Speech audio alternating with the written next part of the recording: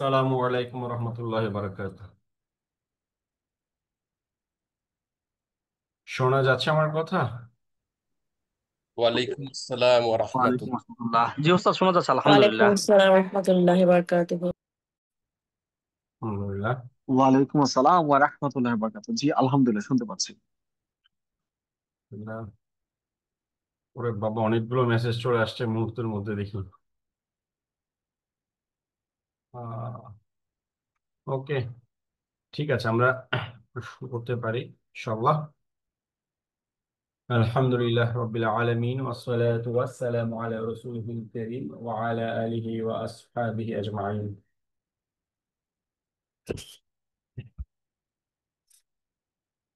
رب اشرح لي صدري ويسر لي أمري واحلل عقدة من لساني يفقهوا قولي. اللهم لا سهل إلا ما جعلته سهلا وأنت تجعل الحزن إذا شئت سهلا. আলহামদুলিল্লাহ। আহ গত মডিউল অর্থাৎ মডিউল 1 পরীক্ষা দিয়েছেন কে কে? এরকম কেউ আছেন যে মডিউল 1-এর মডিউল টেস্ট পরীক্ষাটা দিয়েছেন?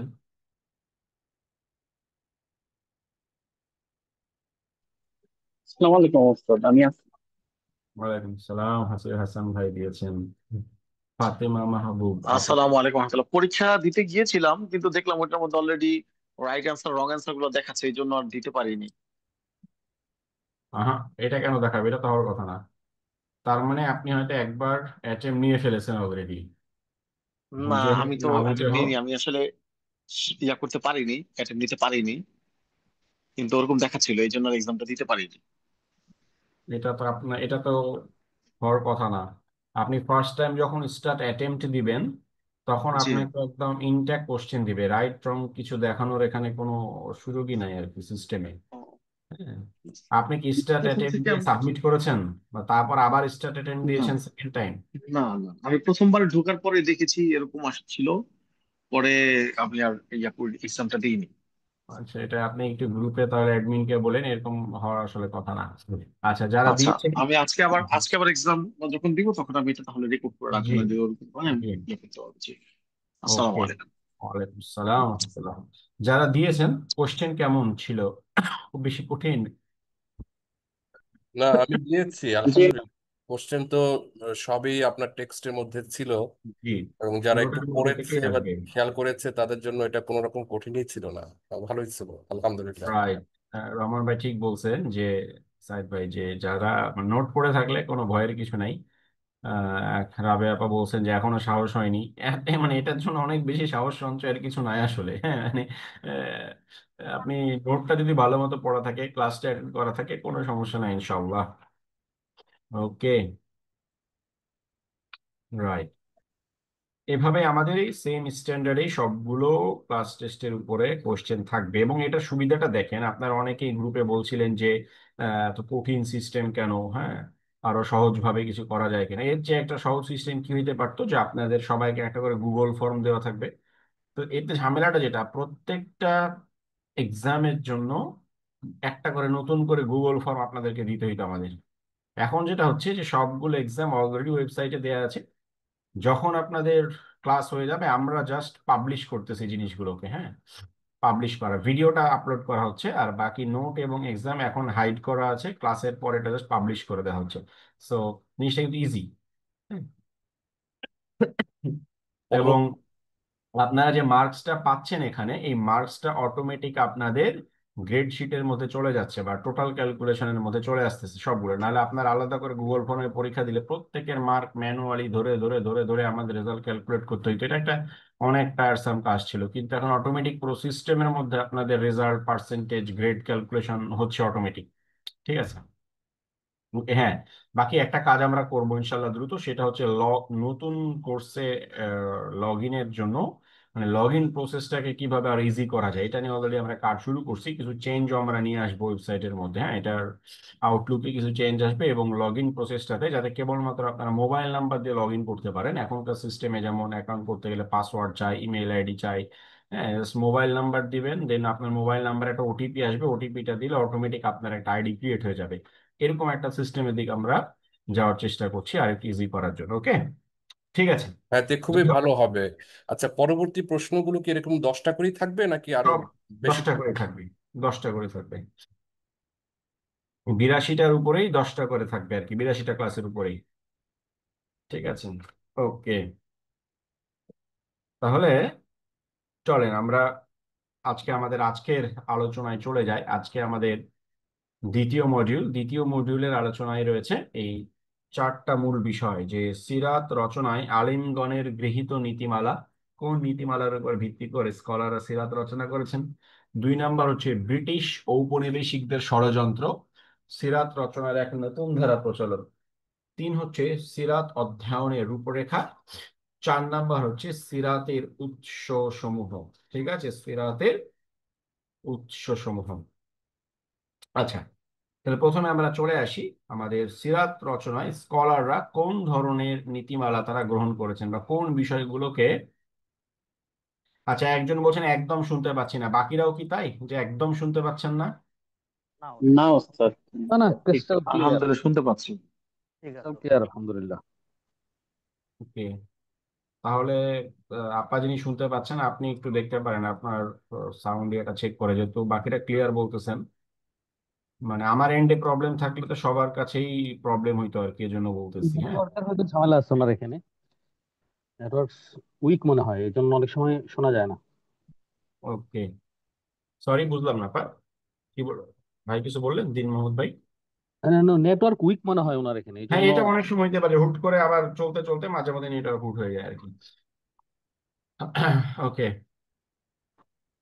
রুবায়েত চৌধুরী লিখছেন আমি কিভাবে অ্যাক্সেস করব নোটস বা এক্সামস। আপনি যদি রেজিস্ট্রেশন করে থাকেন, যেহেতু প্রথম 2টা ক্লাসে অনেক আনরেজিস্টার্ড স্টুডেন্ট থাকবে, আপনি রেজিস্ট্রেশন করে থাকলে আপনার ওয়েবসাইটে যে অ্যাকাউন্ট করেছেন অ্যাক্সেস পেয়েছেন সেখানে থাকবে। এরপর বুঝতে না পারলে গ্রুপে অ্যাডমিনকে ট্যাগ করে জিজ্ঞেস করবেন, আপনাকে বুঝিয়ে দিবেন ইনশাল্লাহ। আর যদি রেজিস্ট্রেশন না করে থাকেন তাহলে এটা এক্সাম নোট বা রেকর্ডিংস, এটা only for our registered students. হ্যাঁ, আপনাদের জন্য জাস্ট 2টা ক্লাস স্যাম্পল, যে অনেকে জিজ্ঞাসা করেন যে ক্লাসগুলো কিভাবে হয় বা কোন স্ট্যান্ডার্ডে হয়, কিভাবে ফলো করা হয়, এইটার জন্য বেসিক্যালি। হ্যাঁ, রেজিস্ট্রেশন করে থাকলে আপনি গ্রুপে আমাদের অ্যাডমিন আপা আছেন, ওনাকে আপনি একটু ট্যাগ করবেন, সারিকা আপা, উনি ইয়া করে দিবেন। আপনার তো কোর্সে অ্যাক্সেস হয়ে যাওয়ার কথা। ঠিক আছে, যাই হোক, ওটা সমস্যা না, ইনশাল্লাহ হয়ে যাবে। তো এখন তাহলে আমরা শুরু করি যে সিরাত রচনার ক্ষেত্রে স্কলাররা কোন নীতিমালা গ্রহণ করেছেন বা কোন নীতিমালার উপরে তারা সিরাত রচনার কাজকে এগিয়ে নিয়েছেন। আচ্ছা, প্রথম কথা, এই আলোচনা করতে গিয়ে একদম প্রথম যে বিষয়টা আমাদেরকে মাথায় রাখতে হবে সেটা হচ্ছে রসুল সাল্লাল্লাহু আলাইহি সাল্লামের সিরাত রচনায় যুগে যুগে ভিন্ন ভিন্ন আলেমরা ভিন্ন ভিন্ন নীতিমালা গ্রহণ করেছেন, এবং এজন্যই এক একটা সিরাতকে দেখবেন এক একটা দৃষ্টিভঙ্গি থেকে লেখা। ঠিক আছে, যেমন খুব সাম্প্রতিক সময়ে যদি দেখি যেমন ছিলেন তিনি, একটা বই আছে, এই বইটাকে যদি আপনি দেখেন, এটা একটা অনুবাদ আর কি, আরবি বইয়ের। এই বইটাকে লেখা হয়েছে অনেকটা রাসূল সাল্লাল্লাহু সাল্লামের আহ তার খাওয়া পড়া ওঠা বসা চলাফেরা আখলাক, তার দয়া, তার মহানুভবতা, তার হচ্ছে এই বিষয়গুলো নিয়ে, মানে তার মানবীয় গুণাবলী গুলোকে নিয়ে। ঠিক আছে, এই বইটা লেখা হয়েছে, এটা একটা দৃষ্টিভঙ্গি থেকে। আবার রাসূল সাল্লাল্লাহু আলাইহি সাল্লামের ধরেন তার আহ মানে যে সামায়েল, যেগুলোকে বলে সামায়েলে তিরমিজি, এটা কি তার মানে ধর্মীয় না বাট জাগতিক আচার ব্যবহার নিয়ে, তার পোশাক কেমন, তার খাদ্য তালিকায় কি ছিল, কিভাবে হাঁটতেন, হ্যাঁ, কিভাবে কথা বলতেন, এগুলো নিয়ে। আবার কোন কোন সিরাতের মধ্যে দেখবেন যে রাসূল সাল্লাল্লাহু আলাইহি সাল্লামকে নিয়ে যে অপপ্রচারগুলো, সেগুলোর জবাবটাকে মুখ্য ধরে তার জীবনীটা লেখা হয়েছে। হ্যাঁ, ওই জায়গাগুলোতে বেশি ফোকাস করা হয়েছে।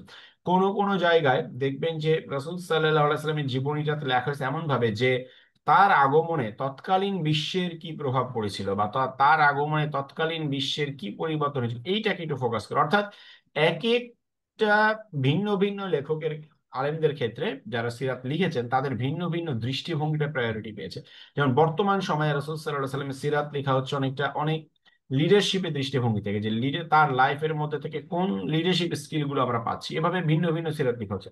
অর্থাৎ যুগে যুগে স্কলারদের নীতিমালার মধ্যে পরিবর্তন হয়েছে। কিন্তু যারা এই রসুল সাল্লাল্লাহু আলাইহি সাল্লামের জীবনী লেখা শুরু করেছিলেন, তারা কারা?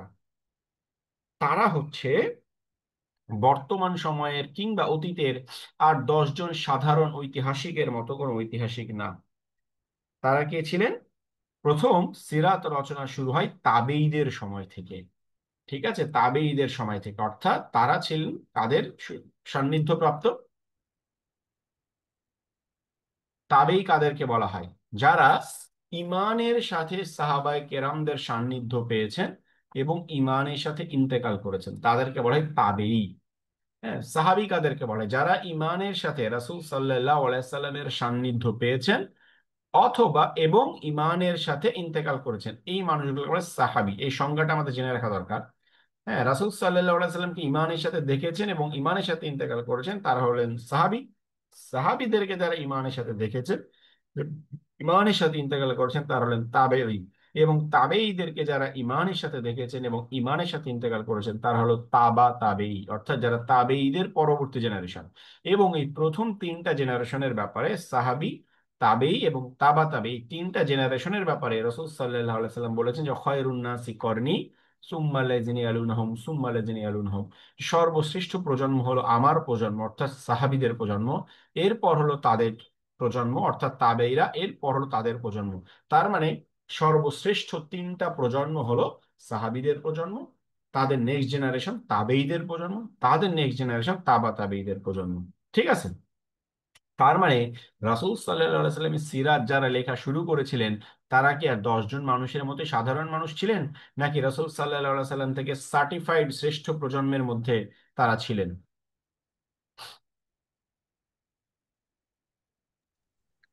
শ্রেষ্ঠ প্রজন্মের মধ্যে ছিলেন।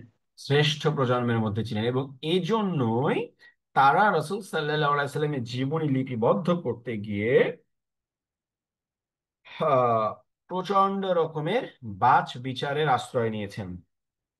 কারণ তারা ছিলেন তাদের সময়ে জ্ঞানে, সততায়, আমানতদারিতায়, স্বচ্ছতায় তারা ছিলেন তাদের যুগের শ্রেষ্ঠ ব্যক্তি। এবং এই কারণে তারা কোন রকম বাছবিচার ছাড়াই রাসূল সাল্লাল্লাহু আলাইহি সাল্লামের জীবনী যা পাবে তাই সংকলন করবে, এইরকম হওয়া সম্ভব ছিল না।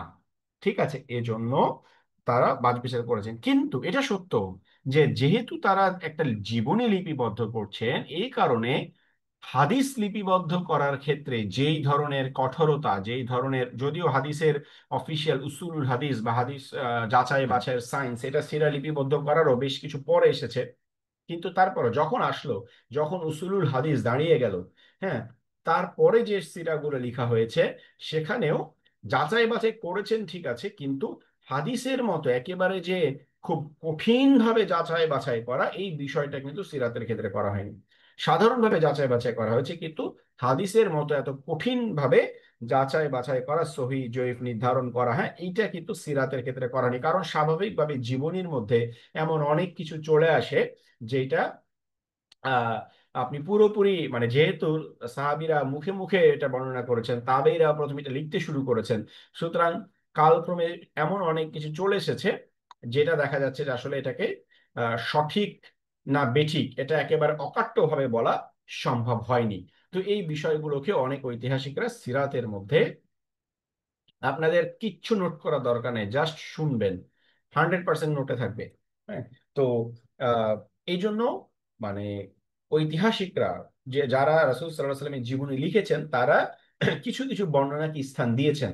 হ্যাঁ, এবং এগুলো অকাট্যভাবে গ্রহণযোগ্য বা অকাট্যভাবে বর্জনীয় হিসেবে তারা বলেনি, বাট ইতিহাসের অংশ হিসেবে তারা স্থান দিয়েছেন। একটা উদাহরণ হিসেবে যদি বলি, যে অনেক বইয়ের মধ্যে দেখবেন যে রাসূল সাল্লাল্লাহু আলাইহি সাল্লামের জন্মের মুহূর্তে কিছু অলৌকিক ঘটনা ঘটেছিল। হ্যাঁ, যেমন হচ্ছে আহ যুগ যুগ ধরে চলে আসা কোন একটা নদীর পানি, আমার নদীটা ঠিক মনে পড়তেছে না, সেই নদীর পানি শুকিয়ে গিয়েছিল। হ্যাঁ, তারপর হচ্ছে আপনার এই কি বলে, পার্সিয়ান যারা অগ্নি পূজারী ছিল, তাদের এই যে আগুনের পূজা করতো, অগ্নি মন্দিরের আগুন নিভে গেছিল। হ্যাঁ, তারপর হচ্ছে আপনার রোমান সম্রাটদের প্রাসাদের দেয়াল, পিলার ভেঙে পড়েছিল। হ্যাঁ, এরকম কিছু ইয়া আছে, ঠিক আছে, মানে কিছু সিনেম্যাটিক কিছু ইয়া আছে, বর্ণনা সিরাতের মধ্যে পাওয়া যায় যে আল্লাহ রসুলের জীবর জন্মের মুহূর্তে সারা দুনিয়ায় একটা আলোড়ন পড়ে গেছিল, বা নদীর পানি শুকিয়ে গেছে, গির্জা নিষ্প্রভ হয়ে গেছে, আগুন নিভে গেছে। কিন্তু এই বর্ণনাগুলোকে অধিকাংশ স্কলাররা বলছে যে এগুলোর কোনো নির্দিষ্ট প্রমাণ নেই, এগুলো প্রচুর সংখ্যক সিরা স্কলাররা, সিরাত যারা লিখেছেন তারা সংকলন করেছেন, কারণ এটা একটা মানে সুন্দর একটা বিষয় যে আল্লাহ রসুলের জন্ম লগ্নে পুরো দুনিয়াতে একটা ইন্ডিকেশন ছিল। হ্যাঁ, এই জন্য লিখেছেন, কিন্তু অকাট্যভাবে এই বিষয়গুলো প্রমাণিত না। হ্যাঁ, একটা মাত্র বর্ণনা রয়েছে যেটা অকাট্যভাবে প্রমাণিত, একদম বিশুদ্ধ হাদিসের মধ্যে রাসূল সাল্লাল্লাহু আলাইহি সাল্লাম বলছে যে যখন তিনি তার মায়ের গর্ভে আসলেন, মানে আমিনা থেকে বর্ণনা হয়েছে, আমিনা বলছে যে যখন আমার সন্তান আমার গর্ভে আসলো, তখন আমার গর্ভ থেকে একটা আলো বের হয়ে গেল এবং এই আলোতে সিরিয়ার রাজপ্রাসাদগুলো আলোকিত হয়ে উঠলো। অর্থাৎ আল্লাহ সুবহানাহু ওয়া তাআলা সিরিয়ার ওই মুহূর্তে আল্লাহ রসুলের মুজিজা হিসেবে সিরিয়ার রাজপ্রাসাদ আমিনার সামনে দৃষ্টিগোচর করেছিলেন। ঠিক আছে, ওই মুহূর্তের জন্য আল্লাহ রসুলের মুজিজা হিসেবে এই একটা বর্ণনাই কেবলমাত্র অথেন্টিক, যে আল্লাহ রসুলের জন্ম মুহূর্তে একটা আলো আমিনার গর্ভ থেকে বের হয়ে সিরিয়ার রাজপ্রাসাদ গুলোকে আলোকিত করে ফেলেছিল, এবং এটা একটা ইন্ডিকেশন যে একসময় এই মানুষ এবং এই মানুষ যে দিন নিয়ে আসবে দুনিয়ার মানুষের কাছে, সেই দিন হচ্ছে সিরিয়ার রাজপ্রাসাদ পর্যন্ত পৌঁছে যাবে। বাকি যে বর্ণনাগুলো, এগুলো সিরাতের বইয়ের মধ্যে আসছে, কিন্তু এগুলো 100% অথেন্টিক না। তো এরকম আরো বেশ কিছু বর্ণনা আমরা যখন সামনে আগাবো, হ্যাঁ, ইসরা এবং মিরাজের মধ্যে এরকম কিছু ঘটনা রয়েছে যে অকাট্যভাবে হাদিস থেকে প্রমাণিত হয়নি, কিন্তু বর্ণনার মধ্যে এসেছে। এরকম আরেকটা বর্ণনা যদি বলি আপনার, সেটা হচ্ছে যে আমরা জানি যে ওই যে রাসূল সাল্লাল্লাহু আলাইহি সাল্লাম যখন ইয়া করলেন, কি বলে, তিনি যখন গারে সাওরে আশ্রয় নিয়েছিলেন হিজরতের সময়, ঠিক আছে, তো হিজরতের সময় আশ্রয় নিয়েছিলেন, এই সময় আমরা বলি না যে মাকড়সা জাল বুনে দিয়েছিল, হ্যাঁ, কবুতর ডিম পেড়ে দিয়েছিল। ঠিক আছে, তো এই বর্ণনাগুলোর মধ্যে একমাত্র মাকড়সার যে জাল বোনার ঘটনাটা, এইটাই মুসনাদে আহমদের মধ্যে এই হাদিসটা পাওয়া যায়। বাকি যে কবুতরের ডিম এবং আদার্স যা কিছু আছে, এই বিষয়গুলো কিন্তু কোনো হাদিসের মধ্যে পাওয়া যায় না। এগুলো পরবর্তীতে আপনার তৃতীয় বা চতুর্থ প্রজন্ম থেকে এই বর্ণনাগুলো আসছে, এবং এগুলোর সনদের মধ্যে যথেষ্ট ত্রুটি আছে স্কলারদের মতে। ঠিক আছে, যে কবুতরের ডিমটা নিয়ে মাকড়সার যেটা জাল, ওইটা মুসনাদ আহমদের একটা হাদিসের মধ্যে আসছে, সুতরাং ওইটা গ্রহণ করা যেতে পারে। কবুতরের ডিমের ঘটনাটা এটা গ্রহণ করা, মানে এটা ইতিহাসের অংশ। হ্যাঁ, এটাকে আপনি কোনো অথেন্টিক ভাবে নিশ্চিত ভাবে গ্রহণ করতে পারবেন না। এবং বেটার এই ধরনের বিষয়গুলোর ক্ষেত্রে মূলনীতি হচ্ছে যে এটাকে আপনি ইতিহাস হিসেবে গ্রহণ করেন, বর্জনও করার দরকার নাই, গ্রহণও করার দরকার নাই, এটাকে সাধারণ একটা ইতিহাস হিসেবে জেনে রাখেন, এতটুকুই। ঠিক আছে, যাই হোক। তো সিরাত রচনার ক্ষেত্রে স্কলাররা প্রাথমিকভাবে যেটা করেছেন, তারা যাচাই বাছাই করেছেন, যথেষ্ট যাচাই বাছাই করেই তারা লেখার চেষ্টা করেছেন, কিন্তু হাদিসের মতো এত কঠিন ভাবে, হ্যাঁ, তারা ঘটনাগুলোকে নেননি, বা এত কঠিন ভাবে বর্ণনাকারীকে তারা উম, যাচাই করেনি। যেমন ইমাম বুখারীর ঘটনা জানে, তিনি দীর্ঘ পথ পাড়ি দিয়ে দূরের এক দেশে গিয়েছেন, যে এক ব্যক্তির সন্ধান, তার কাছে একটা হাদিস শুনবেন। তো যাওয়ার পর দেখছেন সেই লোক হচ্ছে তার ঘোড়াকে মানে ইয়া দেখাচ্ছে, মানে তার মানে খাবারের লোভ দেখাচ্ছে, হ্যাঁ, তার সামনের জুব্বাটা তুলে ধরে, যেমন ওখানে কোনো খাবার আছে এজন্য, যাতে খাবারের জন্য সে লোকটার কাছে আসবে, তখন সে ঘোড়াটাকে উনি ধরবে। তো খাবারের লোভ দেখাচ্ছে, এই দৃশ্য দূর থেকে ইমাম বুখারী দেখে বলেন, যে ব্যক্তি তার ঘোড়াকে চিট করতে পারে, সে আমাকেও হাদিস দিয়ে চিট করতে পারে। তো তিনি আবার সেই দীর্ঘ পথ পাড়ি দিয়ে চলে আসেন, তার কাছ থেকে হাদিস নিলেন না। তো হ্যাঁ, তো এই যে হাদিস বর্ণনাকারীদের ক্ষেত্রে মুহাদ্দিসিনদের যে সচেতনতা, যে স্ক্রুটিনি যেটাকে বলে, এই জিনিসটা সিরা বর্ণনাকারীদের ক্ষেত্রে কিন্তু স্কলাররা এভাবে গ্রহণ করেনি। যদিও সিরাত বর্ণনাকারীদের মধ্যে কিছু কিছু বর্ণনাকারীর ব্যাপারে দারুণভাবে স্কলাররা সতর্ক করেছেন। হ্যাঁ, যেমন আপনারা দেখবেন সিরাত যদি আপনারা পড়তে যান, মাঝে মধ্যে দেখবেন ওয়াকিদি নামে একজন ব্যক্তি, কেউ পেয়েছেন এই বইটা সিরাতের বর্ণনার মধ্যে? ওয়াকিদি, জি জি, পেয়েছি পেয়েছি। ওয়াকিদিকে সাধারণভাবে মনে করা হয় যে সিরাতের অনেক বড় একজন স্কলার, কিন্তু মুহাদ্দিসিনে কেরামের মতে তিনি হলেন একজন, তার সততা এবং চরিত্র প্রশ্নবিদ্ধ। ঠিক আছে, এবং কিছু কিছু মুহাদ্দিসিন তাকে কাজ্জাব হিসাবে সাব্যস্ত করেছে। চিন্তা করেন, ওয়াকিদির মতো এত প্রসিদ্ধ একজন রাইটার, কোন মুহাদ্দিসিন তাকে কাজ্জাব হিসাবে সাব্যস্ত করেছে, অর্থাৎ মিথ্যুক বা বানোয়াট রচয়িতা হিসাবে তাকে সাব্যস্ত করেছে। ঠিক আছে, আবার এরকম আরেকজন ব্যক্তি হলেন আহ ওয়াকিদির সমসাময়িক হাইসাম ইবনে আদি ইবনে আব্দুর রহমান সালাবি। ঠিক আছে, এই মানুষটাকেও কি মনে করা হয় যে ইনিও মানে তাকে অনেকে কাজ্জাব এবং বর্জনীয় বলেছে সিরা বর্ণনার ক্ষেত্রে।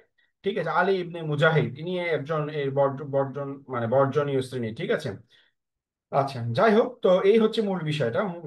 মোদ্দা কথা এটা বলতে চাচ্ছি, সেটা হচ্ছে যে স্কলাররা সিরাত যখন গ্রহণ করেছেন তখন তারা একেবারেই যারা নিছক বানোয়াট বা বর্জনীয় টাইপের এই হিসাবে মুহাদ্দিসিনে কেরাম তাদেরকে বর্জন করেছেন, কিন্তু স্টিল যারা সিরাত নিয়েছেন, মুহাদ্দিসিনে কেরাম তো সিরাত লেখেনি, যারা সিরাত রচয়িতা তারা কিন্তু তাদের অনেক বর্ণনাকে গ্রহণ করেছেন। এজন্যই দেখবেন ওয়াকিদির বর্ণনা এখনো সিরাতের অনেক প্রসিদ্ধ বইয়ের মধ্যে।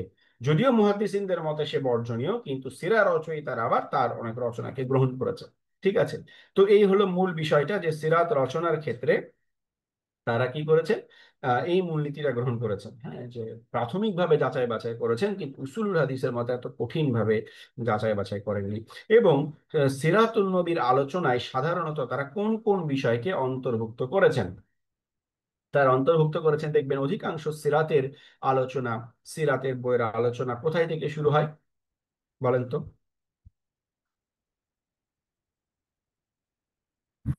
আর ওই সময় অধিকাংশ সিরাতের আলোচনা, ইব্রাহিম জি আলাইহিস জি সালামের ওই সময় থেকে, ইব্রাহিম আলাইহিস সালামের সময় থেকে। আর কেউ? রাসূল আমি বলতে সাল্লাল্লাহু চাচ্ছি আলাইহি সাল্লামের আগের সময় থেকে। সরি, জাজিরাতুল আরবের ওই প্রেক্ষাপটের মানে প্রেক্ষাপট দিয়েই শুরু করে। আমি ম্যাক্সিমাম অনেকগুলো বই থেকে দেখছি যে ওই সময়ের প্রেক্ষাপট নিয়ে আলোচনা করে তারপরে শুরু করে আর কি। স্যার জাজিরাতুল হাতি বা হস্তি বাহিনীর আগের থেকে। হস্তি বাহিনীর আগে থেকে। আর আপনি যদি ক্লাসিক্যাল সিরাত গুলোর দিকে তাকান তাহলে দেখবেন বেশিরভাগ সিরাতের আলোচনা শুরু হয়েছে ইব্রাহিম আলাইহিসসালামের সময় থেকে। কারণ ইব্রাহিম আলাইহিসসালাম তো ইব্রাহিম আলাইহিসসালামের জীবনী না, তিনি কিভাবে মক্কায় আসলেন, হ্যাঁ, হাজেরা এবং ইসমাইলকে রেখে গেলেন, কারণ ওইখান থেকেই তো মক্কার শুরু, এবং মক্কা থেকেই কিন্তু সিরাতের শুরু, তাই না? রাসূল সাল্লাল্লাহু আলাইহি সাল্লামের জন্ম এবং এই যে পুরো বিষয়টা, তিনি তো এসেছিলেন বনু ইসমাইলের মধ্যে মক্কায়। তো ওই জায়গাটা থেকে সাধারণত বেশিরভাগ ক্ষেত্রে আলোচনা শুরু। এই জন্য মক্কা নগরীর কিভাবে সূত্রপাত হলো, কিভাবে জমজম কূপ আসলো, জমজম কূপ হারিয়ে গেল, এই বিষয়গুলো দিয়ে এই বিষয়গুলোকে সাধারণত সিরাত লেখকরা আহ অন্তর্ভুক্ত করেছেন। এবং এরপর তার অন্তর্ভুক্ত করেছেন প্রাক ইসলামী যুগে আরবের অবস্থা। হ্যাঁ, আল্লাহ রসুলের ইন্তেকাল মানে জন্মের পূর্বে আরবের অর্থনৈতিক, সামাজিক, রাজনৈতিক কি অবস্থায় ছিল এই বিষয়গুলো।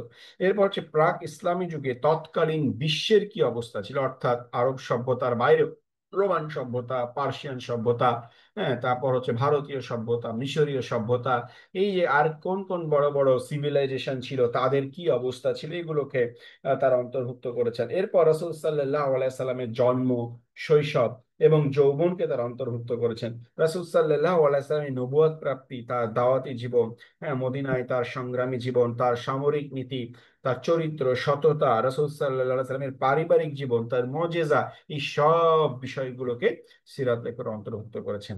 হ্যাঁ, অর্থাৎ রাসূল সিরাত মানে কেবল তার জীবনে ঘটে যাওয়া ঘটনা বলি না, তার জীবনের সার্বিক দিক সিরাতের অন্তর্ভুক্ত। এজন্য শামায়েলে তিরমিজিও এটা এক ধরনের সিরাত, কারণ এখানে রাসূল সাল্লাল্লাহু আলাইহি ওয়াসাল্লামের জীবনের তার যে আচার আচরণ অভ্যাস, হ্যাঁ, এই বিষয়গুলো উঠে এসেছে। অর্থাৎ সিরাত বলতে আমরা বোঝাচ্ছি তার মানে সিরাতের মধ্যে তাহলে সিরা রচয়িতারা ইনক্লুড করেছেন কি রাসূল সাল্লাল্লাহু আলাইহি ওয়াসাল্লামের জীবনের সার্বিক দিক, তার জীবনের সমস্ত দিকই হচ্ছে সিরাতের অন্তর্ভুক্ত। ঠিক আছে, ক্লিয়ার? তাহলে আমরা জি স্যার, ক্লিয়ার দেখব স্যার। যে সিরাত রচনার ক্ষেত্রে গৃহীত নীতিমালাটা কি, এটা জানা জরুরি এই কারণে যত আমরা সামনে আগাবো তত দেখবেন অনেক বর্ণনায় কনফ্লিক্টিং বর্ণনা পাবেন। যেমন একটা বর্ণনার মধ্যে বলছে রাসূল সাল্লাল্লাহু আলাইহি সাল্লাম জন্ম থেকেই মোহরে নবুয়াত নিয়ে এসেছিলেন। আরেকটা বর্ণনার মধ্যে বলছে যে তার প্রথম বক্ষ বিদারণের সময় 5 বছর বয়সে এই মোহরে নবুয়াত স্থাপন করা হয়েছিল। একটা বর্ণনা বলছে প্রথম বক্ষ বেদন করা, আরেকটা বলছে 5 বছর বয়সে। আরেকটা বর্ণনায় বলছে যে রসুল সাল্লাল্লাহু আলাইহি সাল্লাম জন্ম থেকেই খতনাকৃত অবস্থায় দুনিয়া এসেছেন। আরেকটা বর্ণনা বলছে তার জন্মের 7ম দিনে আব্দুল মুত্তালিব তার খতনা করেন। তাহলে এই যে কনফ্লিক্টিং বর্ণনাগুলো, এগুলো কেন আসলো প্রশ্ন হতে পারে, তাই না?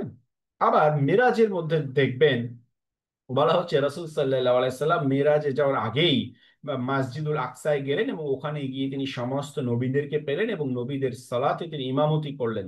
আছে না এরকম বর্ণনা? জি স্যার, আছে স্যার। এই জন্যই তাকে ইমামুল মুরসালিন বলা হয়, যে সমস্ত রাসূলদের ইমাম। তো আবার কোন কোন বর্ণনায় আছে তিনি মেরাজ থেকে যখন ফিরে আসলেন তখন তিনি নবীদেরকে নিয়ে ইমামতি করলেন। তাহলে এই যে কনফ্লিক্টিং বর্ণনাগুলো, যে আসলে কি তিনি মিরাজের আগে না মিরাজ থেকে ফিরে, তো এই বর্ণনাগুলোর কারণই হচ্ছে এইটা যে এই সিরা রচয়িতারা যারা বর্ণনাগুলো নিয়েছেন তারা হাদিসের মতো করে এত বাজ বিচার মানে করে তারা এটাকে মানে ফিল্টারিং করেন নাই বর্ণনাগুলোকে, ঠিক আছে। বাদ বিচার করেছেন ঠিক আছে, কিন্তু হাদিসের মতো করে এত কঠিন ভাবে করেনি, এই কারণে অনেক কনফ্লিক্টিং বর্ণনা সিরাতের মধ্যে চলে এসেছে। আচ্ছা, এখন তাহলে খুব ইম্পর্টেন্ট একটা আলোচনা, সেটা হচ্ছে সিরাত রচনার এক নতুন ধারা ব্রিটিশ ঔপনিবেশিকরা কিভাবে শুরু করেছিল। যখন ব্রিটিশরা ভারতীয় উপমহাদেশ শাসন করতে আসলো, তাদের প্রথম থেকেই তারা বুঝে নিয়েছিল যে মানুষকে হত্যা করে জেল জুলুম করে তারা কি করতে পারবে না, মানুষের মন মগজ তারা দখল করতে পারবে না। এটা তারা কিন্তু খুব ভালো মতো বুঝেছিল। এই জন্য তারা যেটা করেছিল, কি করেছিল বলেন তো, প্রথম কি করেছিল, সিরাত রচনার আগেও আরেকটা কাজ করেছিল, কি করছিল? হুম।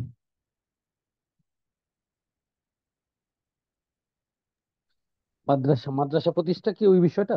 আহ, শিক্ষা ব্যবস্থা ধ্বংস করে তারা শিক্ষা ব্যবস্থাকে ধ্বংস করে দিয়েছিল এবং তারা চেয়েছিল যে এমন একটা প্রজন্ম তারা এখানে দিয়ে যাবে যারা শারীরিক ভাবে হবে তারা মুসলিম এবং ভারতীয়, কিন্তু মন মগজে হবে তারা ব্রিটিশ, এবং ব্রিটিশদের দাস এবং গোলাম তারা পয়দা করবে প্রজন্ম থেকে প্রজন্মান্তরে। এবং তাদের এই ষড়যন্ত্র পুরোপুরি সফল ছিল। এই জন্য প্রথমে তারা শিক্ষা ব্যবস্থা ধ্বংস করেছিল। তো যখন শিক্ষা ব্যবস্থাকে ধ্বংস করলো তখন সাধারণ শিক্ষিত মানুষ তারা তো বাধ্য হলো ব্রিটিশদের শিক্ষা ব্যবস্থায় যেতে। কিন্তু যারা ইসলাম প্রিয় মুসলিম ছিলেন, যারা চিন্তা করেন যে কিভাবে এই ষড়যন্ত্র থেকে, হ্যাঁ, আমাদের ভবিষ্যৎ প্রজন্মকে রক্ষা করা যায়, হয়তো তাদের শিক্ষা ব্যবস্থার মধ্যে অনেক ভালো জিনিসও ছিল, নো ডাউট অনেক ভালো জিনিসও ছিল এখানে, হ্যাঁ, এমন না যে অনেকে বলে যে হুজুররা কি নিজেরাই নিজেদেরকে পিছিয়ে পড়ছে, ভালো জিনিস গ্রহণ করেন নাই। বিষয়টা এরকম না যে তাদেরকে বর্জন করা হয়েছে আবেগের বশে, বা ব্রিটিশ শিক্ষা ব্যবস্থা বর্জন করেছে এই কারণে যে হুজুর আগাইতে চায় না, তারা ইমপ্রুভমেন্ট চায় না, ডেভেলপমেন্ট চায় না, এই জন্য না। বরং ওখানে আপনাকে 30টা ভালো জিনিসের সাথে 70টা পয়জন আপনার মাথার মধ্যে ঢুকিয়ে দিয়ে দেওয়া হবে। এটাই ছিল ব্রিটিশদের শিক্ষা ব্যবস্থার মূল যে তত্ত্ব, ঠিক আছে। আপনি 30টা ভালো জিনিস দেখে মনে করবেন ও বাবা এখানেই তো বোধহয় দুনিয়ার কল্যাণ, হ্যাঁ, জগতের কল্যাণ এই শিক্ষা ব্যবস্থার মধ্যে। কিন্তু এই শিক্ষা ব্যবস্থার মধ্যে ঢুকে যে ব্রিটিশদের যে দাস এবং গোলাম হয়ে তারা বের হবে, ওই দাসত্ব থেকে, বুদ্ধিবৃত্তিক দাসত্ব থেকে মুসলিম সন্তানদেরকে রক্ষার জন্যই ওই সময় ভারতীয় উপমহাদেশে আলেম ওলামারা দেখবেন দারুল উলুম দেওবন্দ তারা প্রতিষ্ঠা করছেন, এবং আরো পরবর্তীতে ব্রিটিশদের বিরুদ্ধে যে যুদ্ধ সংগ্রামে কিন্তু একদম অগ্রসারিতে ছিলেন হচ্ছেন এই আপনার ওলামায়ে কেরাম, ঠিক আছে।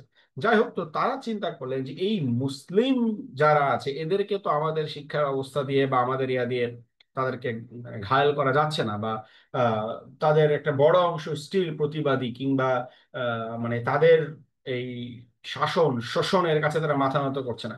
তখন তারা চিন্তা করলো যে আমাদের এই মুসলিমদের মধ্যে থেকে কি করতে হবে, একটা মডার্নিস্ট গ্রুপ বের করতে হবে যারা খুব চটকদার চমকদার কিছু তারা জাতির সামনে উপস্থাপন করবে, এবং তাদেরকে ইসলামের বেশে, তাদেরকে আলেমদের বেশে তাদেরকে উপস্থাপন করতে হবে, যাতে তারা কি করে একটা নতুন একটা তত্ত্ব তারা জাতির সামনে হাজির করবে। এবং মানুষ দেখবেন কোনো কিছু নতুন পেলে কি করে এটাকে, মানে আপনি আকিদার কথা বলেন, আপনি তাওহীদের কথা বলেন, তখন এটা খুব একটা আকর্ষণ করবে না, কি বলে এসব তো অনেক শুনছি পুরাতন কথা। কিন্তু আপনি একটা গ্লোবাল পলিটিক্স থেকে শুরু করে, হ্যাঁ, মানে খুব একটা মানে উম, নতুন একটা কিছু বলেন, ঠিক আছে, এটা আগে কেউ শোনে না, দেখবেন যে এটা নিয়ে কিন্তু মানুষের অনেক একটা আকর্ষণ, ঠিক আছে, হয় না এরকম? জি স্যার, হয় স্যার। হয়। এবং এখনকার সোশ্যাল মিডিয়াতে কিন্তু এটা আরো কমন। আপনি জাস্ট সিম্পল চিন্তা করেন, হ্যাঁ, আপনি একটা আকিদার একটা সাধারণ একটা কথা লেখেন বা তাওহীদের একটা কথা লেখেন, দেখবেন যে মানুষের ওখানে কিন্তু কোনো রিয়াকশন নাই বা মানুষের কোনো কিন্তু আপনি একটা বিতর্কিত একটা কিছু লেখেন, দেখবেন যে ওটা নিয়ে মানুষ বিশাল হাওয়াও শুরু করে দিচ্ছে, ঠিক আছে।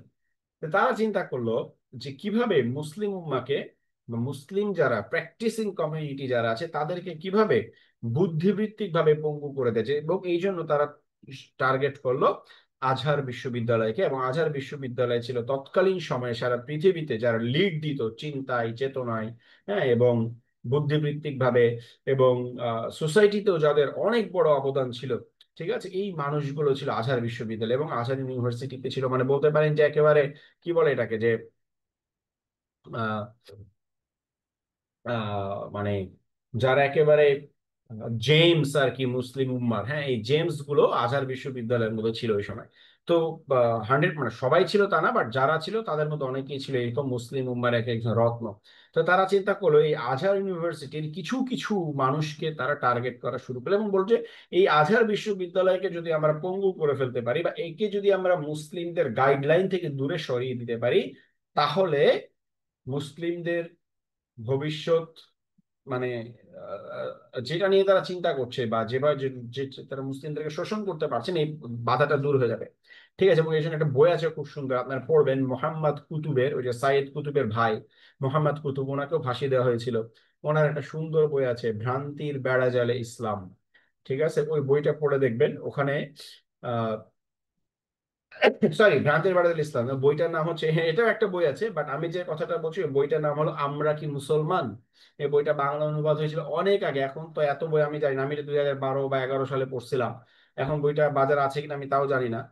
খুবই দারুণ, ওখানে উনি এক্সপ্লেন করেছে কিভাবে মিশরে ব্রিটিশরা কিভাবে ইসলামকে সেকেন্ড ক্লাস করে দিল, হ্যাঁ, এবং মুসলিমদেরকে কিভাবে থার্ড ক্লাস সিটিজেন করে দিল, আলেম ওলামাদেরকে কিভাবে তারা পিছায় নিয়ে আসলো। যেমন তারা নিয়ম করলো যে সমস্ত স্কুলগুলোতে ইসলাম শিক্ষা ক্লাস দিল সবার শেষ পিরিয়ডে। হ্যাঁ, তার মানে দেখেন বাচ্চারা কি করে, পিডিএফ আছে কিনা আমি জানি না, আপনারা সার্চ করে দেখতে পারেন। হ্যাঁ, মানে প্রথম পিরিয়ডে কিন্তু বাচ্চাদের কি থাকে, আগ্রহ উদ্দীপনা সবচাইতে কম থাকে না বেশি থাকে? কম থাকে স্যার। হ্যাঁ, বেশি থাকে। প্রথম বেশি পিরিয়ডে থাকে একদম যখন ক্লাস শুরু প্রথম হচ্ছে period বেশি থাকে স্যার, বেশি থাকে। বেশি থাকে আগ্রহ উদ্দীপনা, এবং তাদের মানে এনার্জিটিক থাকে তারা, হ্যাঁ, তারা একটা পড়াশোনার মন মানসিকতা থাকে। তো এই জন্য তারা কি করলো, এই যে আপনার কালচারাল ক্লাসগুলো, হ্যাঁ, ইংলিশ ক্লাসগুলো বা এই বিষয়গুলোকে তারা কি করলো একেবারে প্রথম দিকের পিরিয়ডে নিয়ে আসলো, আর ইসলাম শিক্ষাকে তারা সবার লাস্ট পিরিয়ড করে দিল। এবং ইসলাম শিক্ষার এই যে আপনার সায়েন্স বা এই জেনারেল বিষয়গুলো সেকুলার সাবজেক্টগুলো শিক্ষক হিসেবে তারা ইয়াং, এনার্জেটিক এবং মানুষের সাথে মিশতে পারে এই ধরনের যোগ্যতা সম্পন্ন মানুষগুলোকে রিক্রুট করলো। আর কোরআন শিক্ষা শিক্ষক হিসেবে সবচেয়ে অশীতিপর বৃদ্ধ, ঠিক মতো কথাই বলতে পারে না, বাচ্চাদের সাথে মেশা তো দূরের কথা, সে বড়দের সাথেই মিশতে পারে না, এইরকম অশীতিপর বৃদ্ধ মানুষগুলোকে তারা কোরআন শিক্ষার শিক্ষক হিসেবে তারা হায়ার করলো। এবং ওই কোরআনের শিক্ষকদের বেতন হইলো জেনারেল শিক্ষিত শিক্ষকদের বেতনের 3/1 এভাবে তারা মানে যেই কোরআন শিক্ষকরা এক সময় মিশরের টপ ক্লাস সিটিজেন ছিল, যারা ছিল সমাজের লিডার, যাদের কাছে মানুষ যেত, এভাবে 2-3 প্রজন্ম যেতে যেতে দেখা গেল ওরা কিন্তু টার্গেট করেছিল কয়েক প্রজন্ম পরে ওরা এটার ফল পাবে। তো এভাবে যখন কয়েক প্রজন্ম পার হয়ে গেল, তখন দেখা গেল ধীরে ধীরে মানুষ দেখে আরে ইসলাম কোরআন শিক্ষক হয়ে লাভ কি, আমাদের বাপদাদাদের সময় তো অনেক বেতন ছিল, কিন্তু এখন কোরআন শিক্ষক হয়ে কোনো মতে খেয়ে পরে চলতে পারতেছে, স্টিল যে ভার এই ভারত উপমহাদেশকে বহন করতে হচ্ছে।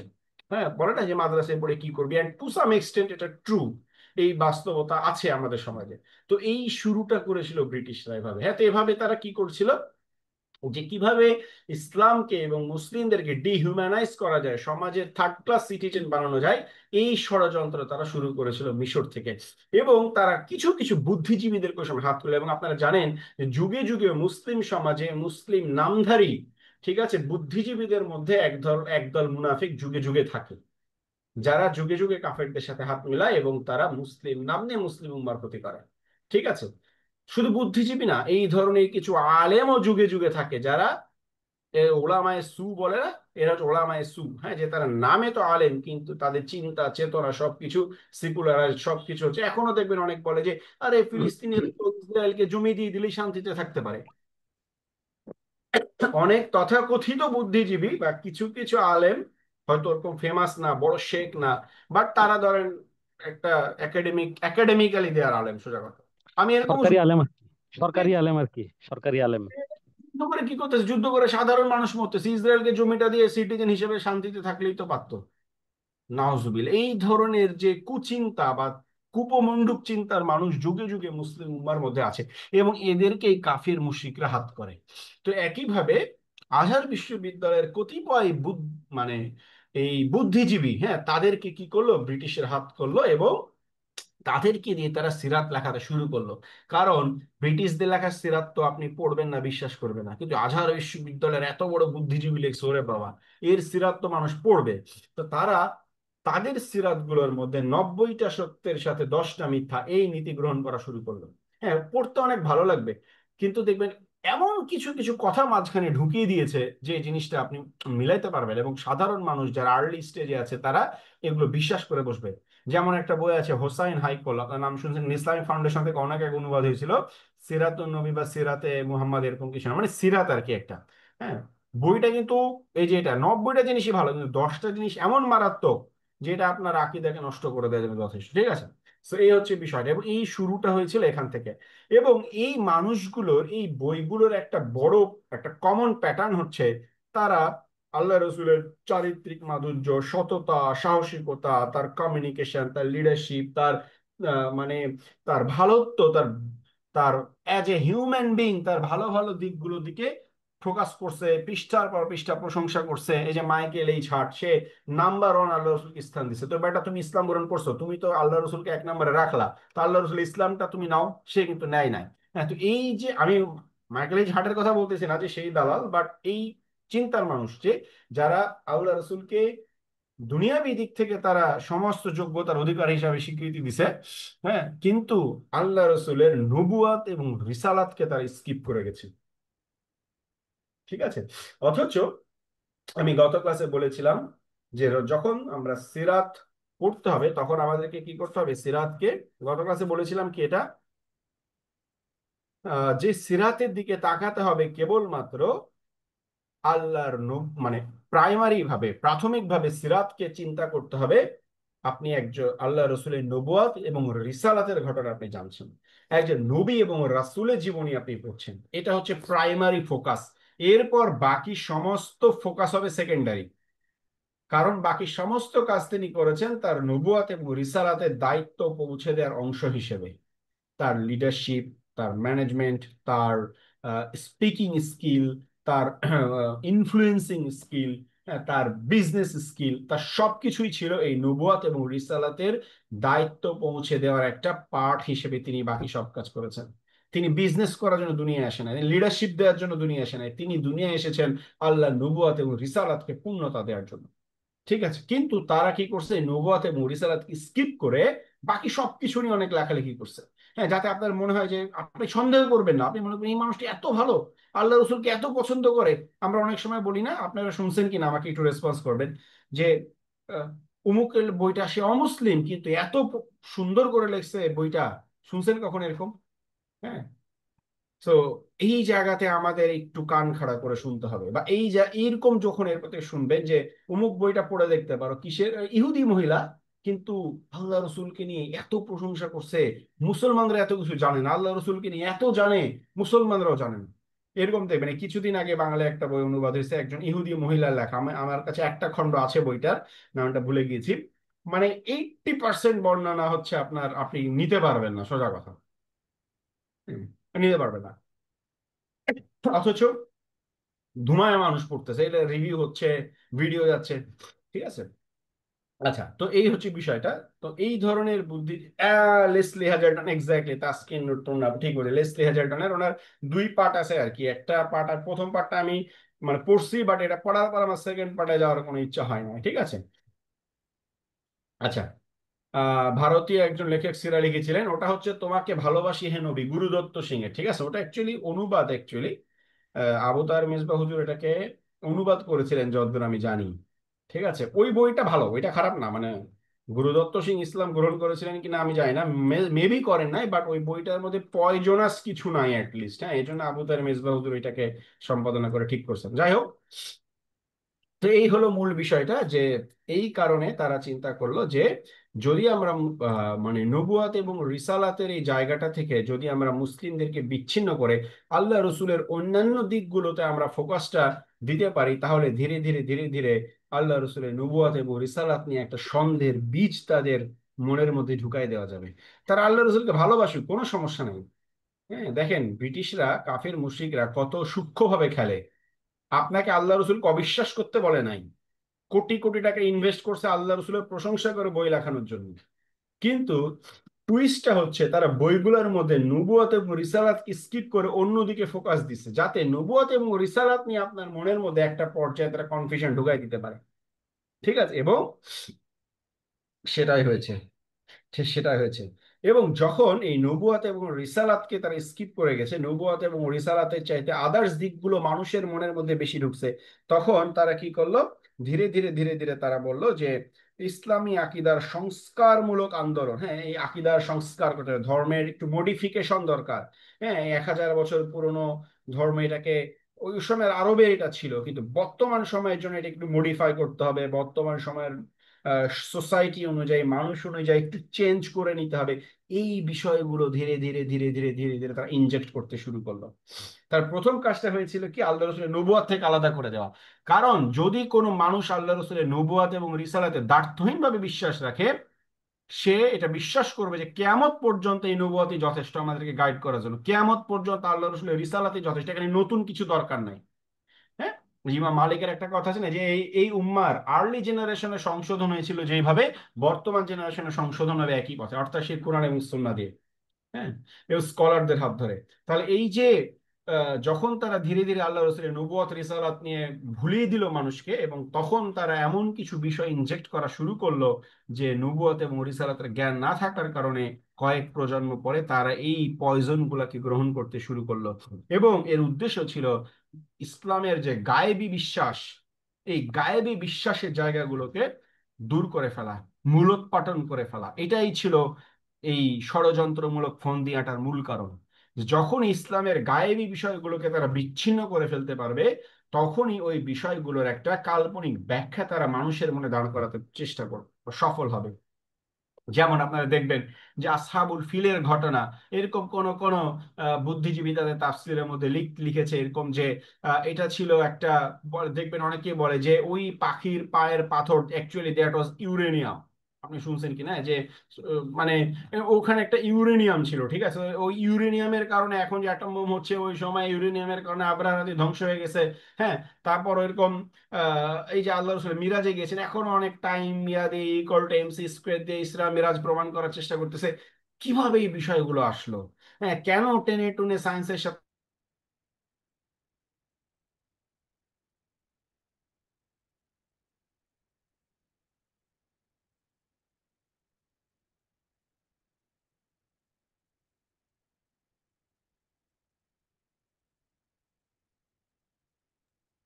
স্যার আপনাকে শুনতে পাচ্ছি না স্যার।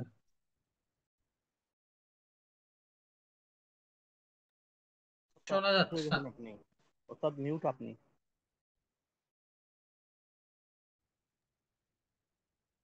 কিছুই শুনতেছে না।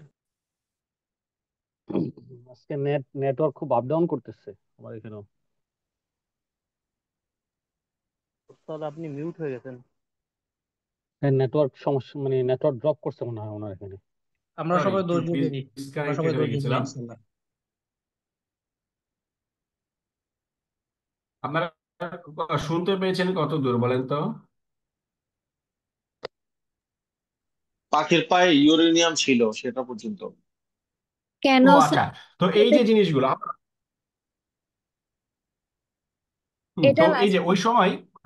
ওই সময় যেটা করেছিল ব্রিটিশরা, যেটা বললাম যে এই যে ধীরে ধীরে নবুয়ত এবং রিসালাত থেকে তাদের ফোকাসটা সরিয়ে আল্লাহ রসুলের দুনিয়াবি ভালো ভালো গুণ এবং বৈশিষ্ট্যের দিকে ফোকাস নিয়ে গেল, এবং তারা এই সময় এই নবুয়ত এবং রিসালাতকে কোশ্চেন করে, ইসলামের এই যে গায়েবী জগৎটাকে কোশ্চেনিং করে তারা প্রচুর সোশ্যাল ওয়ার্ক এবং বই লেখা শুরু করে। এর ফলে যেটা হলো, কয়েক প্রজন্ম পরে একে তো মানুষের নবুয়ত রিসালাতের জ্ঞান নাই, হ্যাঁ, কারণ সোসাইটি থেকে ইসলাম বিচ্ছিন্ন, কোরআন টিচাররা সোসাইটিতে থার্ড ক্লাস সিটিজেন, নবুয়ত রিসালাত নিয়ে কোর আকীদা ক্লিয়ার নাই মানুষের, এট দ্য সেম টাইম তারা এগুলো নিয়ে কোশ্চেন লেখা শুরু করে। তখন এক শ্রেণীর হীনমন্য মুসলিম তারা চিন্তা করলো কিভাবে এই জিনিসগুলোকে ব্যাখ্যা করা যায়। তখন তারা হচ্ছে আপনার ওই যে এই ইউরেনিয়াম, হ্যাঁ, তারপর হচ্ছে এরকম আরো বেশ কিছু আছে যে ইসরা মিরাজে দেখবেন যে এখন ওই রিলেটিভিটি অফ টাইম দিয়ে এক্সপ্লেন করা ট্রাই করে। হ্যাঁ, এখন অনেকে তো এরকম আছে জান্নাত জাহান্নামের একটা এক্সপ্লেনেশন দেওয়ার চেষ্টা করতেছে, হ্যাঁ, মৃত্যুর পর পুনরুত্থানের সায়েন্টিফিক এক্সপ্লেনেশন দেওয়ার চেষ্টা করতেছে। এই যে এই বিষয়গুলো কেন আসলো, গায়েবের বিশ্বাস তো গায়েবী ভাবেই থাকবে, হ্যাঁ, সবই যদি আপনি বের করে ফেলেন, জান্নাত জাহান্নাম স্পষ্ট গায়েবের বিশ্বাস। হ্যাঁ, এই বিষয়গুলো দিবেন বর্তমান সময়ের অনেক একজন খুব বিশ্ববিখ্যাত দায়ী, আমি নিজেও তাকে অসম্ভব ভালোবাসি, আপনারা ভালোবাসবেন, কিন্তু যেহেতু তিনি ভুলের ঊর্ধ্বে না, এজন্য তার ভুল হিসেবে বলছি। তিনি এটাও বলছেন যে আমি বিশ্বাস করি এখনকার সায়েন্স জান্নাত জাহান্নাম বের করতে পারেনি, কিন্তু ভবিষ্যতে সায়েন্স পারবে। কিন্তু ভবিষ্যতে সায়েন্স যদি জান্নাত জাহান্নাম বের করে তাহলে তো কুরআন মিথ্যা হয়ে যাবে, কারণ জান্নাত জাহান্নাম এগুলো তো গায়েবের বিষয়। হ্যাঁ, এগুলো কখনোই সায়েন্স বের করতে পারবে না। জান্নাত জাহান্নাম, মৃত্যুর পর পুনরুত্থান, হাসর নাসর, মিজান, পুলসিরাত, এগুলো আপনি কখনো সায়েন্স দিয়ে বের করতে পারবেন না। তো এই যে কেন মানুষ বিশ্বাস করতেছে যে জান্নাত জাহান্নাম সায়েন্স ব্যাখ্যা করবে, এটা একটা পার্সপেক্টিভ থেকে হীনমন্যতা মানুষের। হ্যাঁ, এই বিষয়গুলো। তো মানে আমাকে ভুল বুঝিয়েন না আপনারা, আই লাভ হিম, বাট এই জায়গাটাই আসলে তিনি ভুল করেছেন, সত্য এটা এটা স্বীকার করতে হবে, ঠিক আছে? এই আর কি। তো আহ এইটা হচ্ছে বিষয়টা, তাহলে বুঝতেই পারছে যে তারা কতটা সফল এই দিক থেকে। হ্যাঁ, এবং তারা তখন বলতো যে এই একটু মডিফিকেশন করতে হবে, ইসলামকে বর্তমান সমাজের সাথে কোপ আপ করে নেয়ার মতো করে একটু মডিফিকেশন করে নিতে হবে, এই সব কথা বলে বলে এই পয়জন গুলো তারা ঢুকাইতে শুরু করলো, এবং ওই যে সিরাতের মধ্যে এই পয়জন গুলো তারা ঢুকাইতে শুরু করলো। ঠিক আছে, এটা হলো ব্রিটিশদের কাজ। ক্লিয়ার? জি স্যার, ক্লিয়ার স্যার। এগুলো হচ্ছে আমাদের একেবারে কোর আলোচনা, মানে সিরাতের মূল আলোচনায় আমরা যাব 10 নম্বর ক্লাস থেকে, ঠিক আছে? 10 বা 11 নম্বর ক্লাস থেকে। সো ফার্স্টে 10টা ক্লাস হবে আমাদের মূলত সিরাত জানার জন্য এই যে যে চিন্তাগত বিষয়গুলো আমাদের ক্লিয়ার থাকা দরকার, বা যে বিষয়গুলো আমাদের মানে ব্যাক এন্ডের কাজ সিরাত জানার, সেগুলো আগে আমাদেরকে জানতে হবে। ঠিক আছে, সো আমরা এখন ওই ওই পথেই আছি। আচ্ছা, এবার আমরা চলে আসি। আহ আচ্ছা, আরেকটা বিষয়, আমরা কি একটা পয়েন্ট স্কিপ করেছি? এই যে সিরা অধ্যয়নের রূপরেখা, এটা সম্ভবত, আচ্ছা এটা সম্ভবত স্লাইডের মধ্যে স্কিপ করছে, এটা আমি বলে দিই। সিরা অধ্যয়নের রূপরেখা, যে আমরা যখন সিরাত পড়ব, সিরাত পড়ার সময় কিছু বিষয় আমাদেরকে মাথায় রাখতে হবে। প্রথম যে পয়েন্টটা আমাদেরকে মাথায় রাখতে হবে সেটা হচ্ছে, আমরা কোনো রাজনৈতিক নেতা কিংবা জাতীয় নেতা কিংবা বুদ্ধিবৃত্তিক আন্দোলনের প্রতিষ্ঠাতা কিংবা সমাজ সংস্কারক হিসেবে আমরা কোনো সমাজ সংস্কারকের জীবনী আমরা পড়ছি না, বা তিনি যার জীবনী আমরা পড়ছি এই মানুষটা নিজেকে কখনো সমাজ সংস্কারক হিসেবে উপস্থাপন করে নাই। তিনি কোনো ইন্টেলেকচুয়াল মুভমেন্টের লিড হিসেবে তিনি কখনো আসেন নাই, বরং জন্ম থেকে মৃত্যু পর্যন্ত দ্ব্যর্থহীনভাবে তিনি নিজেকে কেবলমাত্র আল্লাহর নবী এবং রাসূল হিসেবে দাওয়াত দিয়ে গেছেন, এবং তার দাওয়াত ছিল খুব স্পষ্ট। মানুষকে তিনি কোরআন তেলাওয়াত করে শোনাতেন, এরপরে তিনি বলতেন যে আমি আল্লাহর পক্ষ থেকে তোমাদের প্রতি প্রেরিত রাসূল, তোমরা এমন একদিনের ভয় করো যেই দিন কেউ কারো সাহায্য করবে না, আমি তোমাদের কোনো উপকার করতে পারবো না। এটা ছিল তার বেসিক দাওয়া। সুতরাং সিরা পড়ার সময় প্রথমে মনে রাখতে হবে আপনি আল্লাহর নবী এবং রাসূলের জীবনী পড়ছেন। এবং দ্বিতীয় বিষয়টা হচ্ছে, আমরা এই যে নবী এবং রাসূলের জীবনী পড়ছি আমাদের কি জ্ঞান চর্চার জন্য মৌলিকভাবে, তাকে নিয়ে একটু রিসার্চ করার জন্য? আনসার করেন। না, এটা তো আসলে মানে বাস্তব জীবনে, ব্যক্তিগত জীবনে, পারিবারিক জীবনে এটাকে আসলে ইমপ্লিমেন্ট করার জন্য, যে আমি এইটাকে করতেছি। ইমপ্লিমেন্ট করার জন্য, রাইট। আমরা সিরাতটা পড়ছি আমাদের জীবনে ইমপ্লিমেন্ট করার জন্য। হ্যাঁ, কারণ আমাদের চাইতে অনেক বেশি রিসার্চ করছে কাফের মুশরিক আল্লাহ রসুলের লাইফ নিয়ে, অনেক বেশি রিসার্চ করছে কোরআন নিয়ে, কিন্তু তারা এটাকে বোধ হয় গোমরাহি বৃদ্ধি করছে, কারণ তারা তো মানে তারা তাদের নিয়তটাই ছিল জ্ঞানজাম। তারা ইসলামকে বিকৃত করার জন্য রিসার্চ করছে, ইসলামকে বিকৃত করার জন্য তারা ইসলাম নিয়ে পড়ছে। ঠিক আছে, সুতরাং আমাদের যে হ্যাঁ জ্ঞান চর্চা তো ভালো, জ্ঞান চর্চা তো আমরা অবশ্যই বৈধভাবে হালাল পন্থায় করব, কিন্তু প্রাথমিক উদ্দেশ্য হবে নিজেদের জীবনে এটাকে বাস্তবায়ন করা। ঠিক আছে, এই যে আমেরিকান কারণ লেখিকা যদি আমরা, হ্যাঁ বলেন। লেসলি হেইজেল আমেরিকান লেখিকা লেসলি হেজেলটন যে বইটা লিখছে, উনি তো প্রচুর মানে পড়াশোনা করছে রাসূলের জীবনে নিয়ে। কে কে কে? এই যে আমেরিকান একজন সাংবাদিক লেসলি হেজেলটন, হ্যাঁ হ্যাঁ, লেসলি হেজেলটন, জি। ও তো বইও লিখছে একটা। জি, রাইট, বই ও লিখে তো ফেলছে। ও তো মুসলমান হয় নাই মনে হয়।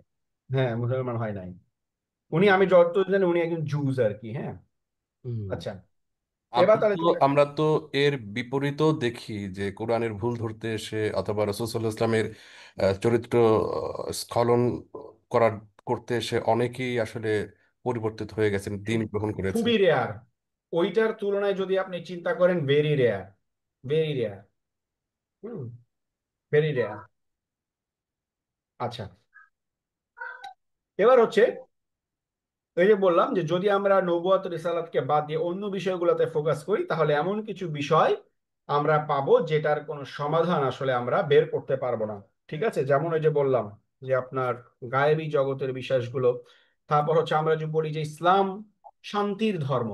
আপনি যদি আল্লাহ রসুলের জীবনটাকে আপনি A to Z নবুয়ত এবং রিসালাতের দৃষ্টিতে দেখেন, তাহলে একটা সেকুলার যেটা বলে যে ইসলাম শান্তির ধর্ম, আচ্ছা ভালো কথা, তাহলে আপনাকে প্রশ্ন করে তাহলে একটা শান্তির ধর্ম কিভাবে খালি কি মিষ্টি মিষ্টি কথা বলে 35 বছরের মধ্যে একটা বেদুইন জাতি পারস্যের মতো সুপার পাওয়ারকে ধসিয়ে দিল মিষ্টি মিষ্টি কথা বলে? না। সম্ভব না। তাহলে what is the definition of শান্তি? তখন আপনি শান্তির কোনো সংজ্ঞা খুঁজে পাবেন না। আপনি যদি আল্লাহ রসুলকে একজন শান্তিকামী নেতা হিসাবে দেখেন, নাউজুবিল্লাহ, শান্তিকামী নেতা মিনস অনেকে আছে না যে লাইক গান্ধী অথবা ম্যান্ডেলা, হ্যাঁ, অহিংস আন্দোলনের নেতা, তাহলে তখন আপনি খুঁজে পাবেন না তাহলে হাউ কাম কিভাবে মাত্র 35 বছরের মধ্যে একটা সুপার পাওয়ারকে তিনি এই মুসলিমরা জয় করলো এই অহিংস আন্দোলন দিয়ে? তখন এটার আনসার আপনি খুঁজে পাবেন না। হ্যাঁ, এজন্য ইনিশিয়ালি আপনাকে ওই সব ভংচং বাদ দিয়ে আল্লাহ রসুলের জীবনের দিকে তাকাতে হবে একজন নবী এবং রাসূল হিসাবে। কারণ তখন আপনি বুঝবেন যে তিনি যে যুদ্ধগুলো করেছেন এটা অশান্তি না, সেকুলাররা বলছে এটা এই কাজগুলো অশান্তি, কিন্তু আপনার মনে হবে এটা তার নবুয়ত এবং রিসালাতের পার্ট। তার নবুয়তকে দুনিয়ার জমিনের স্টাবলিশ করার জন্য তিনি এটা করছেন। এবং শান্তি ওইটা না যেটা সেকুলাররা বলে, শান্তি হচ্ছে জমিনে আল্লাহর দিনকে প্রতিষ্ঠা করাটাই হচ্ছে শান্তি। কারণ জমিনে দিন প্রতিষ্ঠিত হলেই মানুষের মধ্যে শান্তি আসবে, সমস্ত মাখলুকের মধ্যে শান্তি আসবে, এবং ওই শান্তি অর্জনের জন্য যেটা করতে হবে সেটাই করতে হবে। ঠিক আছে, এই হচ্ছে বিষয়টা। যাই হোক, তো এই বিষয়গুলোকে মাথায় রেখে যদি আমরা সিরাত পড়ার দিকে আগাই, ইনশাআল্লাহ আমরা এই ধরনের কোয়েশ্চেন গুলো থেকে বা সন্দেহ সংশয়গুলো থেকে আমরা দূরে থাকতে পারবো। ক্লিয়ার? এবার আমরা চলে আসি, এটা লাস্ট আমাদের আলোচনা, এরপর আমি আপনাদের কোয়েশ্চেন আনসারে চলে যাব। সিরাতের উৎস সমূহ, যে আপনি এই যে আমরা সিরাত জানবো, হ্যাঁ, আপনারা বাজারে এত সিরাত লেখা হয়েছে, তো এই যে সিরাত যখন রচনা করা হলো তখন সিরাত রচয়িতারা কোন বিষয়গুলোকে সামনে রেখে তারা সিরাত রচনা করেছেন? হ্যাঁ, সিরাতের এই তথ্যগুলোর সোর্স গুলো মূলত কোত্থেকে এসেছে? ঠিক আছে, তো সিরাতের সবচেয়ে গুরুত্বপূর্ণ সোর্স কোনটা বলতে পারবেন?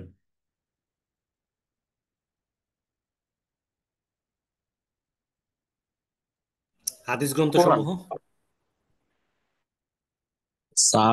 সাহাবীদের কাছ থেকে। আর কেউ? কোরআন। কোরআন। হাদিস। কোরআন, হাদিস, সাহাবী। ওকে, আর? প্রাথমিক যুগের যে ইয়েগুলো লেখা হয়েছে যেমন ইবনে হিশাম, ইবনে ইসহাক, সিরাত এগুলো কিতাবগুলো, সবগুলোই ওকে। আহ, তারা ইবনে কোত্থেকে লিখেছেন? প্রাথমিক যুগে যারা লিখেছেন তারা কোত্থেকে জি জি লিখেছেন? জি, তারা হয়েছে ঐতিহাসিক ভাবে লিখেছেন। আমি যতটুকু পড়ছি ওটাই। বুঝছি যে ঐতিহাসিক সোর্স, যেমন ওয়াকিদি বলছে, অমুকে বলছে, তারপরে অমুকে বলছে তমুকের কাছে, এইভাবে শুনে ওনারা দেখলাম যে ইয়ে করছে স্যার বিভিন্ন ঘটনাবলীর মধ্য দিয়ে। বিভিন্ন সোর্স থেকে। ওকে, আর? আয়েশার কাছ থেকে শুনেন। আয়েশার কাছ থেকে তো কয়জন শুনেছে? আয়েশা রাদিয়াল্লাহু আনহার কাছ থেকে। তাওয়াতুরটা তো হলো বর্ণনার প্রকার না, সিরাতকে আপনি তাওয়াতুর বলতে পারবেন না, কারণ সিরাত মুতাওয়াতির বর্ণনা না। সিরাতের মধ্যে কোরআন হচ্ছে মুতাওয়াতির বর্ণনা আমরা পেয়েছি, কিছু কিছু হাদিস মুতাওয়াতির বর্ণনায় পেয়েছি, সমস্ত হাদিসও মুতাওয়াতির না। হ্যাঁ, তো সিরাত মুতাওয়াতির বর্ণনায় না।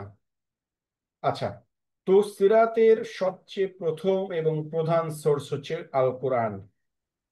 ঠিক আছে, কারণ কোরআনটা নাজিলই হয়েছে সিরাতের বিভিন্ন পর্যায়ে। সিরাতের বিভিন্ন ঘটনা উপলক্ষে অল্প অল্প অল্প অল্প করে কোরআনটা নাজিল হয়েছে।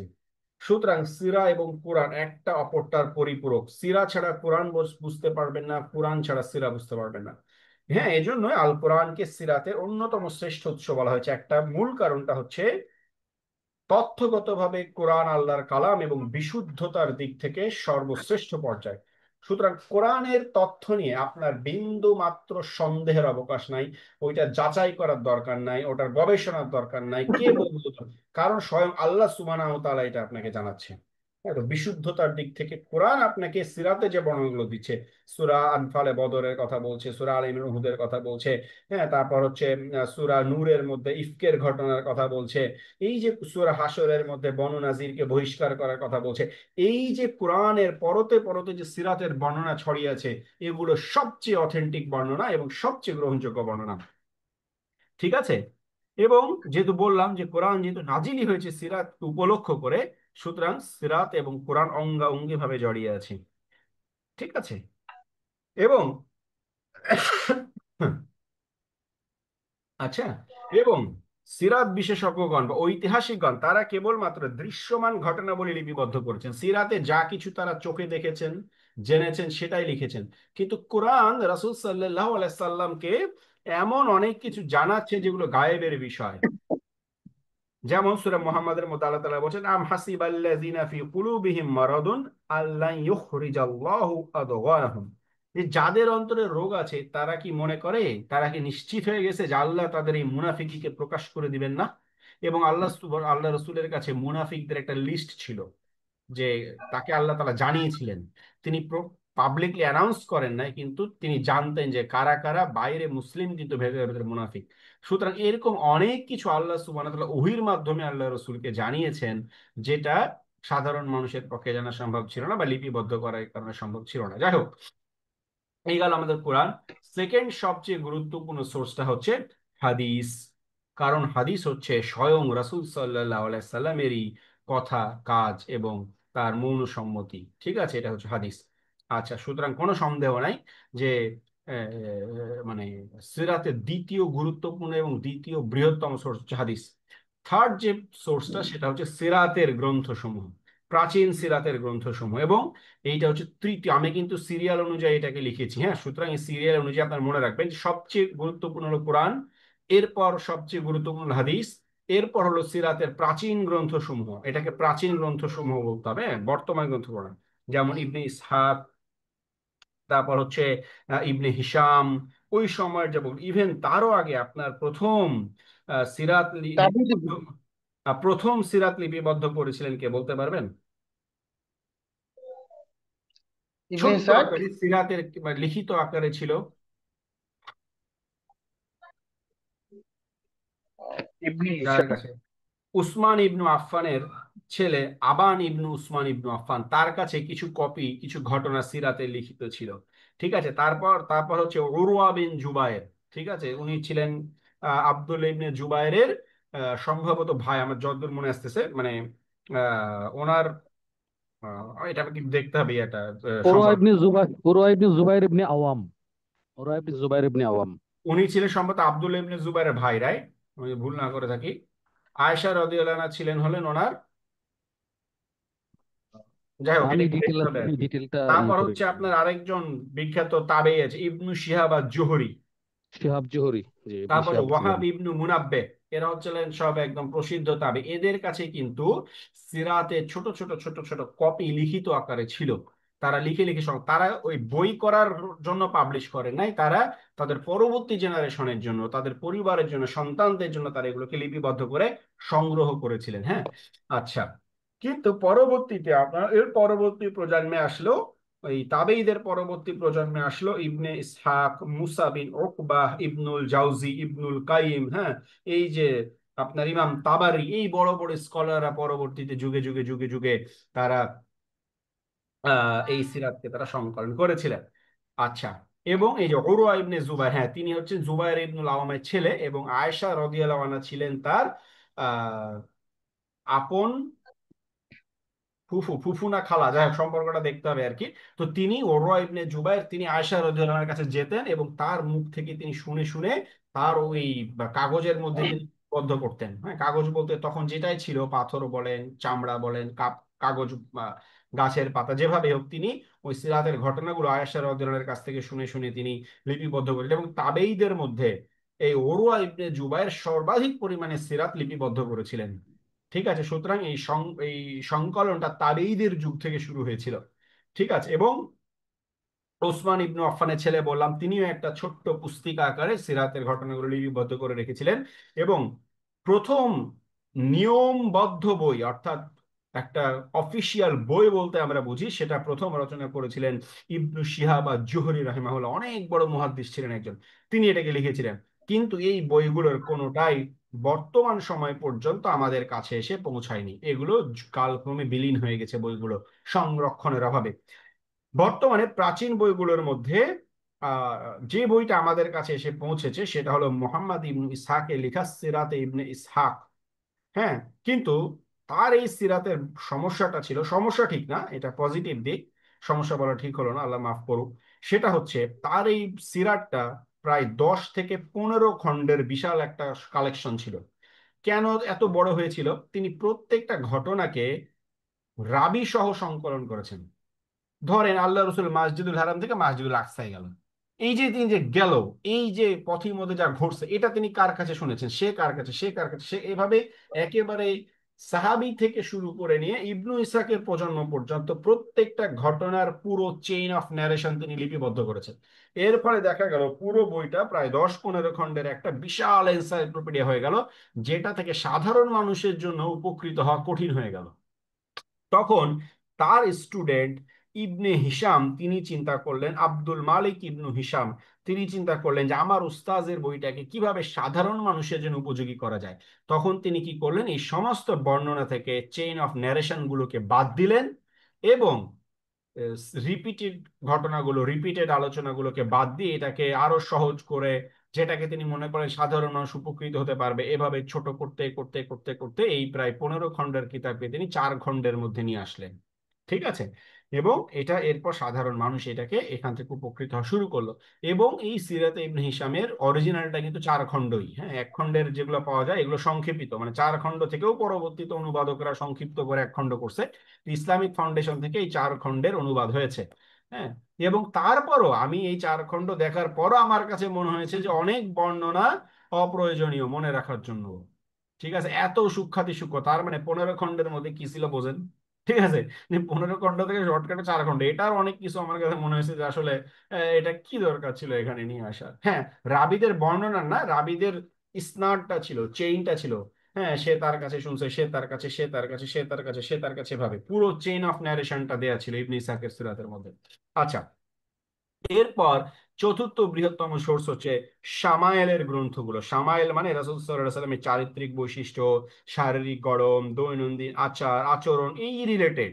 হ্যাঁ, তার জাগতিক বিষয়াবলী, জাগতিক অভ্যাসাদি, জাগতিক জীবনাচার নিয়ে তার যে আহ আহ, বিষয়গুলো, এগুলো কি ইমাম তিরমিজি সর্বাধিক প্রসিদ্ধ তার গ্রন্থ শামায়েলে তিরমিজির মধ্যে তিনি সংকলন করেছেন।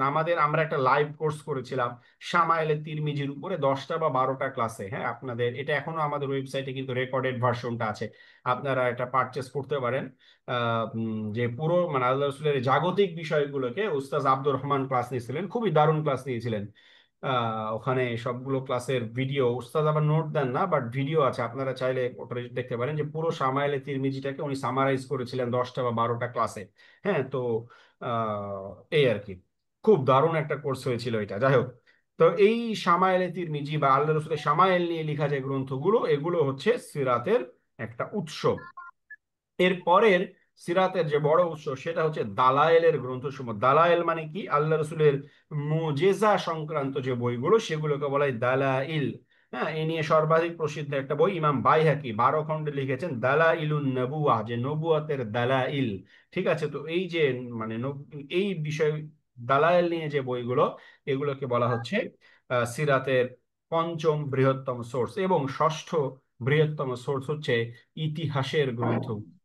ঠিক আছে, ইতিহাস, কারণ ইতিহাসটা সবার লাস্টে নিয়ে আসার কারণ কি, শামায়েল বলেন, দালায়েল বলেন, এগুলো সবই সরাসরি আল্লাহ রসুলের সাথে সম্পর্কিত, কিন্তু ইতিহাসের সমস্ত গ্রন্থই সরাসরি আল্লাহ রসুলের সাথে সম্পর্কিত না। হ্যাঁ, যেমন ইতিহাসের গ্রন্থের মধ্যে যদি আমি আপনাকে বলি যে উসমানী, সরি, উমাইয়া খিলাফতের ইতিহাস, উমাইয়া খিলাফতের মধ্যে এমন কিছু তথ্য পাবেন যার সাথে সিরাতের কানেকশন আছে। হ্যাঁ, বা আব্বাসী খিলাফতের কিছু কিছু পড়তে গেলে এমন তথ্য পাবেন যে সিরাতের কোনো ইনফরমেশন উঠে আসবে। খোলাফায়ে রাশেদিনের জীবনী যখন দেখবেন, সিরাতের অসংখ্য ঘটনা আপনি খোলাফায়ে রাশেদিনের জীবনীর মধ্যে পাবেন। এর জন্য বলা হচ্ছে যে ইতিহাসের গ্রন্থগুলোও আপনার সিরাতের সোর্স না, মেশকাত এটার সোর্স না। মেশকাত তো একটা হাদিসের গ্রন্থ, মেশকাত শামায়েলের গ্রন্থ না, বা মেশকাত সিরাতের গ্রন্থ, এটা একটা হাদিস সংকলন। ঠিক আছে, মেশকাত ইজ নট শামায়েল। মেশকাতের একটা অধ্যায় থাকতে পারে শামায়েল নিয়ে, কিন্তু মেশকাত আর শামায়েলের টোটালি ডিফারেন্ট বই, আর ডিফারেন্ট প্যাটার্নের বই। হ্যাঁ, ওকে। এই ছিল আমাদের আজকের আলোচনা। বেশ গুরুত্বপূর্ণ একটা ক্লাস ছিল আজকের। আমরা আগামী ক্লাসে চলে যাব হলো রাসূল সাল্লাল্লাহু আলাইহি সাল্লামের তার আহ, আপনার আমি একটু রিঅ্যারেঞ্জ করতে চাচ্ছি গত ব্যাচে চাইতে, এজন্য আমি এখনই আসলে বলতে চাচ্ছি না, হ্যাঁ, যে আগামী ক্লাসে আমরা ঠিক কোন টপিকটা দেখবো, বিকজ যে 3 নাম্বার মডিউলটা আমরা বিগত ব্যাচগুলোতে দেখেছি, আমি একটু রিঅ্যারেঞ্জ করতে চাচ্ছি মডিউলগুলোকে। That's why. বাট এটুকু নিশ্চিত, আমরা মূল সিরাতের মধ্যে ঢুকবো না। আমাদের মূল সিরাতে যেতে প্রায় 1.5 থেকে 2 মাসের মতো সময় লাগবে। তার আগে আমাদেরকে আনুষঙ্গিক বিষয়গুলো জানতে হবে। ঠিক আছে, তো 2 মাস না, ইনশাল্লাহ 1 থেকে 1.5 মাসের মধ্যে আমরা সিরাতে ঢুকে যেতে পারবো। ওকে, এবার ইনশাআল্লাহ। কোশ্চেন আছে কিনা? যে ওস্তাদ জি, আমার একটা ইয়ে ছিল, এটা হচ্ছে সামাইলে তিরমিজির যে বাংলা যে অনুবাদগুলো পাওয়া যায় জি, এরকম অথেন্টিক, আমি একটা বই পাইছি, এটা হচ্ছে কোন প্রকাশনীর আমার ঠিক মনে নাই। আমি মানে ইয়েগুলা অনুবাদগুলা এবং ব্যাখ্যাগুলো খুব মানে অগোছালো মনে হয়েছে আর কি আমার কাছে পড়ে। তো আচ্ছা অথেন্টিক এরকম অনুবাদ আছে আমাদের দেশে, কোনটা বেশ ভালো হবে আমার আমার কাছে মনে, আপনার কাছে মনে হয় আচ্ছা, যেটা এইটা সাজেস্ট হচ্ছে করেন? আমি 2 খণ্ডে একটা অনুবাদ দেখেছিলাম। অনুবাদটা আমার কাছে ভালো লেগেছিল বেশ। জ্যাকেট দেওয়া ছিল আর কি, কাভারের মতো করে, কিন্তু ওইটার যে কোন প্রকাশনী আমার ঠিক মনে পড়তেছে না প্রকাশনীটা। হ্যাঁ, ওইটা একটু দেখে আপনি আমাকে একটু টেলিগ্রামে নক দিয়ে, আমি দেখে জি একটু জি চেক করে জানাইতে হবে আমাকে। হ্যাঁ, জি জি জি জি, থ্যাংক ইউ। আসসালামু ওয়ালাইকুম সালাম রহমতুল্লাহ। আলাইকুম। ওস্তাদ, একটা আলোচনা আজকে একটু বিষয়টা আসলে যে আধুনিকায়নের মানে আধুনিক ব্যাখ্যা দিতে গিয়ে রাসূল সাল্লাল্লাহু আলাইহি ওয়াসাল্লামের সিরার মূল ভাবগুলোকে চেঞ্জ হয়েছে, এরকম একটা আলোচনা আসছিল মনে হয়।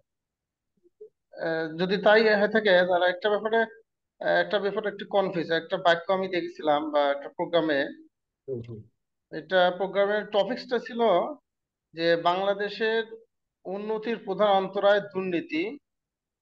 তো এটা সমাধানে মোহাম্মদ সাল্লামের মিশন ও ভিশন, হুম। এই কথাটা কি সেদিক থেকে কোনো ঝামেলা আছে বলে মনে হয় আপনার কাছে? না না না, এটা ঝামেলা না।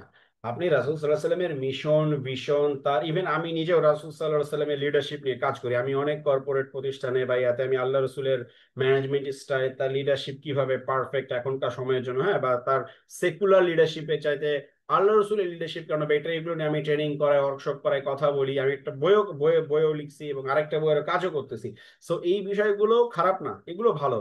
কিন্তু যখন আপনি সিরাতের মেসেজটাকে আহরণ করতে যাবেন, তখন আপনার প্রাইমারি ফোকাসটা এখানে আনা যাবে না যে আল্লাহ রসুল প্রাইমারিলি একজন লিডার ছিলেন, বা প্রধানত তিনি হুম, লিডার ছিলেন, প্রধানত তিনি দুর্নীতি দমনের জন্য দুনিয়াতে আসছে। এটা তার প্রাইমারি রোলটাকে নবুয়ত এবং রিসালাতের জায়গায় রাখতে হবে। এইটা ছিল আমার পয়েন্টটা। হ্যাঁ, ওটাকে রেখে তার দুনিয়াবি অন্যান্য ক্ষেত্রে তার অবদান, তার চিন্তাধারা, আল্লাহ রসুলের যে ডাইনামিক জীবন দর্শন, তার ফিলোসফি, এগুলো আমরা গ্রহণ করব। হ্যাঁ, আল্লাহ রসুলের সামরিক নীতি, এগুলো আমরা গ্রহণ করব, কোনো সন্দেহ নাই। কিন্তু এগুলোকেই তাকে প্রেরণের উদ্দেশ্য হিসেবে বলা যাবে না। তখন আমাদের অনেক জায়গায় আমরা ক্যালকুলেশন মিলাইতে পারবো না। ঠিক আছে, ধন্যবাদ। বাকি এটা গ্রহণ করা ভালো, এবং এটা অবশ্যই গ্রহণ করতে হবে। যে আপনি যখন প্রায় আল্লাহ রসুল নবুয়ত এবং রিসালাতকে স্বীকৃতি দিয়ে দ্ব্যর্থহীনভাবে তার নবুয়ত এবং রিসালাতকে আনকোশ্চেনেবল অবস্থায় মেনে নিয়ে, এরপর আপনি জাগতিক ক্ষেত্রে আল্লাহ রসুলের শেখানো পদ্ধতি, তার শেখানো স্কিল গুলো আপনি অ্যাপ্লাই করেন, ভেরি গুড, কোনো সমস্যা নেই। আমার একটা প্রশ্ন হচ্ছে যে আপনি প্রথমে বলেছিলেন সাহাবীদের সংজ্ঞা দিয়েছেন তাবেঈনের, জি সেখানে বলেছেন ইমানের সাথে ছিলেন এবং মৃত্যু পর্যন্ত ইমানে অটল ছিলেন, অবিচল ছিলেন। জি। এখন ইমানের বিষয়টা তো অভ্যন্তরীণ বিষয়, অন্তরের বিষয়, এটা আমরা বাইরে থেকে কি করে বুঝবো? কারণ রাসূল সাল্লাল্লাহু আলাইহি ওয়াসাল্লামের সাথে এমন লোকেরাও ছিলেন যাদেরকে সাহাবী হিসাবে আমরা মনে করতাম, বা অন্যান্য সাহাবীরা মনে করতেন সাহাবী, কিন্তু আল্লাহ নবী হুযায়ফা রাদিয়াল্লাহু তাআলা তাদের তালিকা দিয়েছিলেন যে এরা এরা মুনাফিকের তালিকায়। তো মুনাফিকি যারা থাকে তাদের তো বাইরে থেকে দৃশ্যমান ইমানই মনে হবে। তো সেই ক্ষেত্রে তাবির যে সংজ্ঞাটা। দেখেন, আল্লাহ সুবহানাহু ওয়া তাআলা এই মুনাফিকদের থেকে এই উম্মাহকে হেফাজত করেছেন। তাদের কারো নাম আমরা জানি না। এই কারণে আপনি যেমন তাকে মুনাফিক হিসেবে স্বীকৃতি দিতে পারবেন না, তাকে সাহাবী হিসেবেও ডাকতে পারবেন না। হ্যাঁ, এদের নাম থেকে আল্লাহ সুবহানাহু ওয়া তাআলা উম্মাহকে হেফাজত করেছে, যাতে ভুল ক্রমে এই উম্মাহ তাদেরকে সাহাবী হিসেবে স্বীকৃতি না দেয়। আমরা শুধু এতটুকুই জানি যে হুযায়ফা ইবনুল ইয়ামানের কাছে একদল মুনাফিকের লিস্ট ছিল। ঠিক আছে, একদল মুনাফিকের লিস্ট ছিল। হ্যাঁ, মুনাফিকের লিস্ট ছিল, কিন্তু আল্লাহ রসুল তো জানতেন তারা মুনাফিক। এবং সাহাবীদের মধ্যে তাদের আচার আচরণ, তাদের চরিত্র, যেমন আমি স্পষ্ট করে একটা বিষয় উদাহরণ দেই আপনাদেরকে, যে সাহাবীরা অনেকে জানতেন তারা মুনাফিক, আল্লাহ রসুল এটা স্পষ্ট করে অ্যানাউন্স করেন নাই। একটু উদাহরণ দেই, দেখেন তাবুক যুদ্ধ থেকে যখন তিনি ফিরে আসলেন, তো তাবুক যুদ্ধে তো মুনাফিকরা যায় নাই। হ্যাঁ, অনেক গরমের সময়, তখন ফল পাকতেছে, ঘরে খেজুর তুলবে, এবং একটা দূরের জার্নি, অনেক কষ্টের পথ, মুনাফিকরা যান নাই। তো আল্লাহ রসুল যখন ফিরে আসলেন, তখন মুনাফিকরা এসে আল্লাহ রসুলের কাছে ক্ষমা চাচ্ছেন, এবং তারা এক্সকিউজ দিচ্ছেন যে আমি রোমান সৈন্যরা অনেক, রোমানদের নারীরা অনেক সুন্দর, আমরা ফিতনায় পড়ে যাব। কেউ বলছে আমার ঘর বাড়িতে কেউ ছিল না দেখার মতো, এর জন্য আমি যেতে পারিনি। তো আল্লাহ রসুল কি করলেন, তাদের প্রত্যেকের, সাহাবীদের সামনে এরা স্পষ্ট মুনাফিক, তারা একেবারে ডাহা মিথ্যা কথা বলতেছে আল্লাহ রসুলের সামনে এসে, আল্লাহ রসুল তাদের অন্তরকে জাজ করলেন না, বললেন ওকে ফাইন, তোমার বিচার আল্লাহ করবে। তাদের বিচারের দায়িত্ব আল্লাহর হাতে ছেড়ে দিয়ে তাদেরকে মাফ করে দিলেন। তো তিনজন মুসলিম ছিল, কাব বিন মালিক, হিলাল বিন উমায় এবং মুরারা বিন রবি, তারা তিনজন মুসলিম হয়েও গড়িমসি করে যেতে পারেন। তো মুনাফিকরা বললো আমাদেরকে এত সহজে মাফ করে দিছে, তুমি একটা এক্সকিউজ দাও না, যায় বলো না কিছু একটা। তখন তারা বলেন না, আমরা বলবো না, আমরা ভুল করছি, ভুল স্বীকার করবো, মিথ্যা কথা বলে আমরা করবো না। হ্যাঁ, তো দেখেন ওই বাকি যে মুনাফিকরা ছিল, সমস্ত সাহাবেরা জানতো এরা মুনাফিক। আব্দুল্লাহ ইবনে উবাইয়ের ব্যাপারে সবাই জানতো মুনাফিক। হ্যাঁ, সুতরাং এমন না যে সবাই তাদেরকে ভুল করে সাহাবী ভাবতো, কিন্তু মানে অ্যাকচুয়ালি তারা মুনাফিক ছিল, বিষয়টা এরকম ছিল না। মেজরিটি সাহাবীরাই তাদেরকে তাদের আচার আচরণ দেখে বুঝতেন দে আর হিপোক্রিট, কিন্তু যেহেতু আল্লাহ রসুল তাদেরকে প্রকাশ্যে অ্যানাউন্স করে না যে ইউ আর হিপোক্রিট এইভাবে, এজন্য তাদেরকে বলতেন না। ঠিক আছে, এবং তাদেরকে যাতে এই উম্মাও ভুল করে আহ সাহাবি সাহাবি না বলে, তাদের কারো নাম কিন্তু এই উম্মার কাছে আসেনি, একজনের নামও আসেনি এই মানুষগুলোর। আল্লাহ সুবহানাহু ওয়া তাআলা উম্মাকে হেফাজত করেছেন তাদেরকে ভুল ক্রমে ডাকা থেকে। বুঝছেন, এই হচ্ছে বিষয়টা আর কি। আচ্ছা, এই যে রাসূল সাল্লাল্লাহু আলাইহি ওয়াসাল্লামের জীবনীর যে বিকৃতির ব্রিটিশদের ষড়যন্ত্রের কথা বললেন, জি। আমরা তো বিদাতি এবং বিভিন্ন গোষ্ঠী উপগোত্র যারা আছে তাদের মধ্যে দেখেছি অনেক বিভ্রান্তি, অনেক বিকৃত আকীদার বিষয় আছে। এইগুলো কি তার মধ্যে অন্তর্ভুক্ত হতে পারে কিনা? আবার বলেন ভাইয়া প্রশ্নটা, আমি ঠিক। এই যে বিকৃতি, জি। বিদাতি, যে বিভিন্ন গোষ্ঠী উপগোষ্ঠী যে আছে, হ্যাঁ। তৈরি হচ্ছে রাসূল সাল্লাল্লাহু আলাইহি ওয়াসাল্লামের মৃত্যুর অনেক পরে, এবং হুম। গুলো যার কোনো ভিত্তি নেই এমন কিছু বিষয়, হ্যাঁ। আকীদাগত কিছু বিকৃতি ঢুকিয়েছে, হুম। এইগুলোকে এই ষড়যন্ত্রের অংশ কিনা? ষড়যন্ত্রের অংশ এটা দুইটা হতে পারে, আইদার তাদের জাহালত, মূর্খতা, অথবা ষড়যন্ত্রের অংশ। ঠিক আছে, কেন ষড়যন্ত্রের অংশ হতে পারে আপনি দেখবেন, এটা শেখ ইউসুফ আল কারদাউই তিনি একটা বইয়ের মধ্যে লিখেছিলেন, বইটার নাম হচ্ছে উপেক্ষা ও উগ্রতার বেড়াজালে ইসলাম। বইটার মধ্যে তিনি লিখেছেন যে যুগে যুগে ইসলাম বিদ্বেষী শাসকদের পছন্দের গোষ্ঠী হচ্ছে মাজার পূজারী গোষ্ঠী। দেখবেন কেন, দেখবেন ইলেকশন ক্যাম্পেইন শুরু করবে মাজার থেকে। ঠিক আছে, তারপর মানে কিছু হলে দেবের মাজারে চলে গেছে, কারণ কি মানে, বা মাজার বলতে আমি বোঝাচ্ছি যে যারা ধরেন এই আকিদাগত ভাবে, হ্যাঁ, মাজারপন্থী বা মাজারকে যারা খুব সেক্রেট কিছু মনে করে, বা কারণ এই মানুষগুলো এই সেকুলার বা ইসলাম বিদ্বেষী শাসক গোষ্ঠী তারাও জানে যে ইট ইজ নট রিয়েল ইসলাম, কিন্তু এদের কাছে গেলে ইসলাম সাথে সহজ। হ্যাঁ, সবার কাছে সবাই তো তাদেরকে অ্যাকসেপ্ট করবে, এবং ওদের কাছে যেগুলো দেখবেন যে তারাও খুব ভিআইপি মর্যাদা দিচ্ছে। ফর এক্সাম্পল মনে করেন এই যে আমাদের সোসাইটিতে দেওয়ানবাগি, কুতুববাগি, হ্যান ত্যান, এদের কাছে দেখবেন শাসক গোষ্ঠীর খুব সুনজরে থাকে এরা, এবং এরাও শাসক গোষ্ঠীর সাথে খুব ক্লোজ। ঠিক আছে, তা কেন? বিকজ ওদের কাছে গেলে শাসক গোষ্ঠী একটা একই সাথে ইসলামিক ভাইবও পাই, হ্যাঁ, যে খুব ইসলামিক দেখানো যায় মানুষকে, আবার এট দ্য সেম টাইম তাদের নিজেদের এজেন্ডাও তারা বাস্তবায়ন করতে পারে। সুতরাং তাদের এই এই বেদাতিদের কাছ থেকে বা এই মাজার পূজারী, কবর পূজারী, এদের কাছ থেকে সিরাতের বিকৃত ব্যাখ্যা আসা, এটা খুব ভালো সম্ভাবনা আছে এটা ইসলাম বিদ্বেষীদের ষড়যন্ত্রের পাঠ হওয়া। এবং যদি ষড়যন্ত্র নাও হয়, তারা সরল বিশ্বাসও করে, তাহলে এটা তাদের মূর্খতা, জাহালত। ঠিক আছে? এই কারণ আমি কত রকম জাহালত একটা উদাহরণ দিই আপনাকে, আমি নাম বলতেছি না, একজন খুব বিখ্যাত মিডিয়া পার্সন এই মাজারপন্থীদের, উনি বলছেন যে রাসূল সাল্লাল্লাহু আলাইহি সাল্লাম তিনি নূর, এটা প্রমাণ করতেছে, তিনি যে মাটির তৈরি নূরের তৈরি এটা প্রমাণ করতেছেন। বলছে আপনি যদি একটা মাটির দলা নিয়ে, আমি নিজের কানে শুনেছি ওনার এটা, বলছে আপনি যদি মাটির দলা নিয়ে আকাশের দিকে ছুঁড়ে মারেন, তাহলে কি ওটা মাটিতে আসবে না আকাশে উঠে চলে যাবে মহাশূন্যে? বলেন, আপনি মাটির দলা ছুঁড়ে মারলেন, তাহলে কি হবে? নিচে আসবে না মহাশূন্যে চলে যাবে? মাটিতে আসবে। নিচে আসবে। কিন্তু টর্চের আলো যদি মারেন, চলে যাবে। তার মানে উনি মিরাজে গেছে কি বলে, যদি মাটির তৈরি হতো, উনি তো মহাকর্ষের কারণে দুনিয়ায় চলে আসতো, নাউজুবিল্লাহি মিন জালিক। উনি নূর ছিলেন বলে মহাশূন্যে চলে গেছেন টর্চের মতো। একদম প্রথম সারির এই বিদাতীদের একেবারে প্রথম সারির ব্যক্তিত্ব, এই লজিক, তাহলে এটাকে আপনি জাহালত ছাড়া কি বলবেন? এতে এই মানুষটা একটা সিরাত লিখলে কি লিখবে বলে? না, এটাও কিন্তু আমি কালকে যেমন একটা আলোচনা শুনতেছিলাম এক জায়গায়, বললো যে রাসূল আল্লাহ সর্বত্র বিরাজমান, এটা একটা ভ্রান্ত আকীদা। কিন্তু কালকে আবার এক জায়গায় শুনছি যে আল্লাহ সর্বত্র বিরাজমান। তো এইটাও কি, এটার মধ্যে যেমন আল্লাহ তো থাকে আরশে আজিমে, বলতেছে আল্লাহ থাকে আরশে আজিমে, তাহলে আল্লাহ সর্বত্র বিরাজমান হয় কিভাবে? আবার আমরা শুনছি যে রাসূল বলতেছে যে আবু বকর, আমি এবং তুমি আছি এখানে, সাথে আমাদের সাথে কিন্তু আল্লাহ আছে, হুম। যখন উনি ইয়েতে সাউর এই গুহাতে ছিল, গুহার মধ্যে, হ্যাঁ। গুহার মধ্যে ছিল। তাহলে আসলে এইখানে আকীদাটা আসলে কিরকম, এটা আচ্ছা, এখানে কনফিউজিং দেখেন মনে হয় এই আমার। বিষয়টা হচ্ছে, হ্যাঁ, আমরা ধরেন অনেক সময়, আপনি স্বাভাবিক একটা দুনিয়াবি সেন্সে চিন্তা করেন, আমি আল্লাহ সুবহানাহু ওয়া তাআলা এই দুনিয়াবি উদাহরণ থেকে মুক্ত, আমি জাস্ট বোঝানোর জন্য বলছি বিষয়টা, যে মনে করেন আপনার কোন একটা বিষয় নিয়ে আপনি খুব পেরেশানিতে আছেন, আপনি আপনার বাবাকে ফোন দিছেন, তার হচ্ছে তুমি চিন্তা করো না, আমি আছি তোমার সাথে। বা মনে করেন আপনি ব্যবসা করো, আপনার ফ্রেন্ডের ফোন দিছেন, তুমি জি। শুরু করো, আমি আছি তোমার সাথে, তার মানে কি উনি আপনার গায়ের সাথে লেগে আছে? না, বিষয়টা না। তো এরকম না, বা উনি তো ফিজিক্যালি আপনার সাথে নাই। দ্যাট মিনস জি, উনি জি, জি। আপনাকে সাহস দিয়ে, শক্তি দিয়ে, ওনার অর্থ দিয়ে, ওনার সাপোর্ট দিয়ে, সমর্থন দিয়ে আপনার সাথে আছে। এই সেন্সে সাথে আমরা আছে। বলি না যে আমি তোমার সাথে আছি। তো আবু বকর, আল্লাহ রাসূল যখন বলছে যে আবু বকর তুমি চিন্তা করো না, দুঃখ করো না, আল্লাহ আমাদের সাথে আছে, দ্যাট ডাজ নট মিন যে আল্লাহ ফিজিক্যালি গুহার মধ্যে বসে আছেন। আল্লাহ সাথে আছেন বলতে আল্লাহর সাহায্য আমাদের সাথে আছে। হ্যাঁ, সাথে আছে। এক্স্যাক্টলি। এবং যে সূরা হুম, হুম, হুম। হুজুরাতের সূরা ফাথের মধ্যে যখন, জি, যখন বায়াতুর রিদওয়ান নিলেন সাহাবীরা, যে উসমান রাদিয়াল্লাহু আনহু হত্যার গুজব ছড়িয়ে পড়লো, তখন আল্লাহ রসুল 1400 সাহাবীর বায়াত নিলেন। তো আল্লাহ তাআলা এত খুশি হলেন, তিনি আয়াত নাজিল করলেন যে আল্লাহর হাত তাদের হাতের উপরে আছে। তার মানে কি আল্লাহর ফিজিক্যাল হ্যান্ড কি সাহাবীদের হাতের উপরে আছে?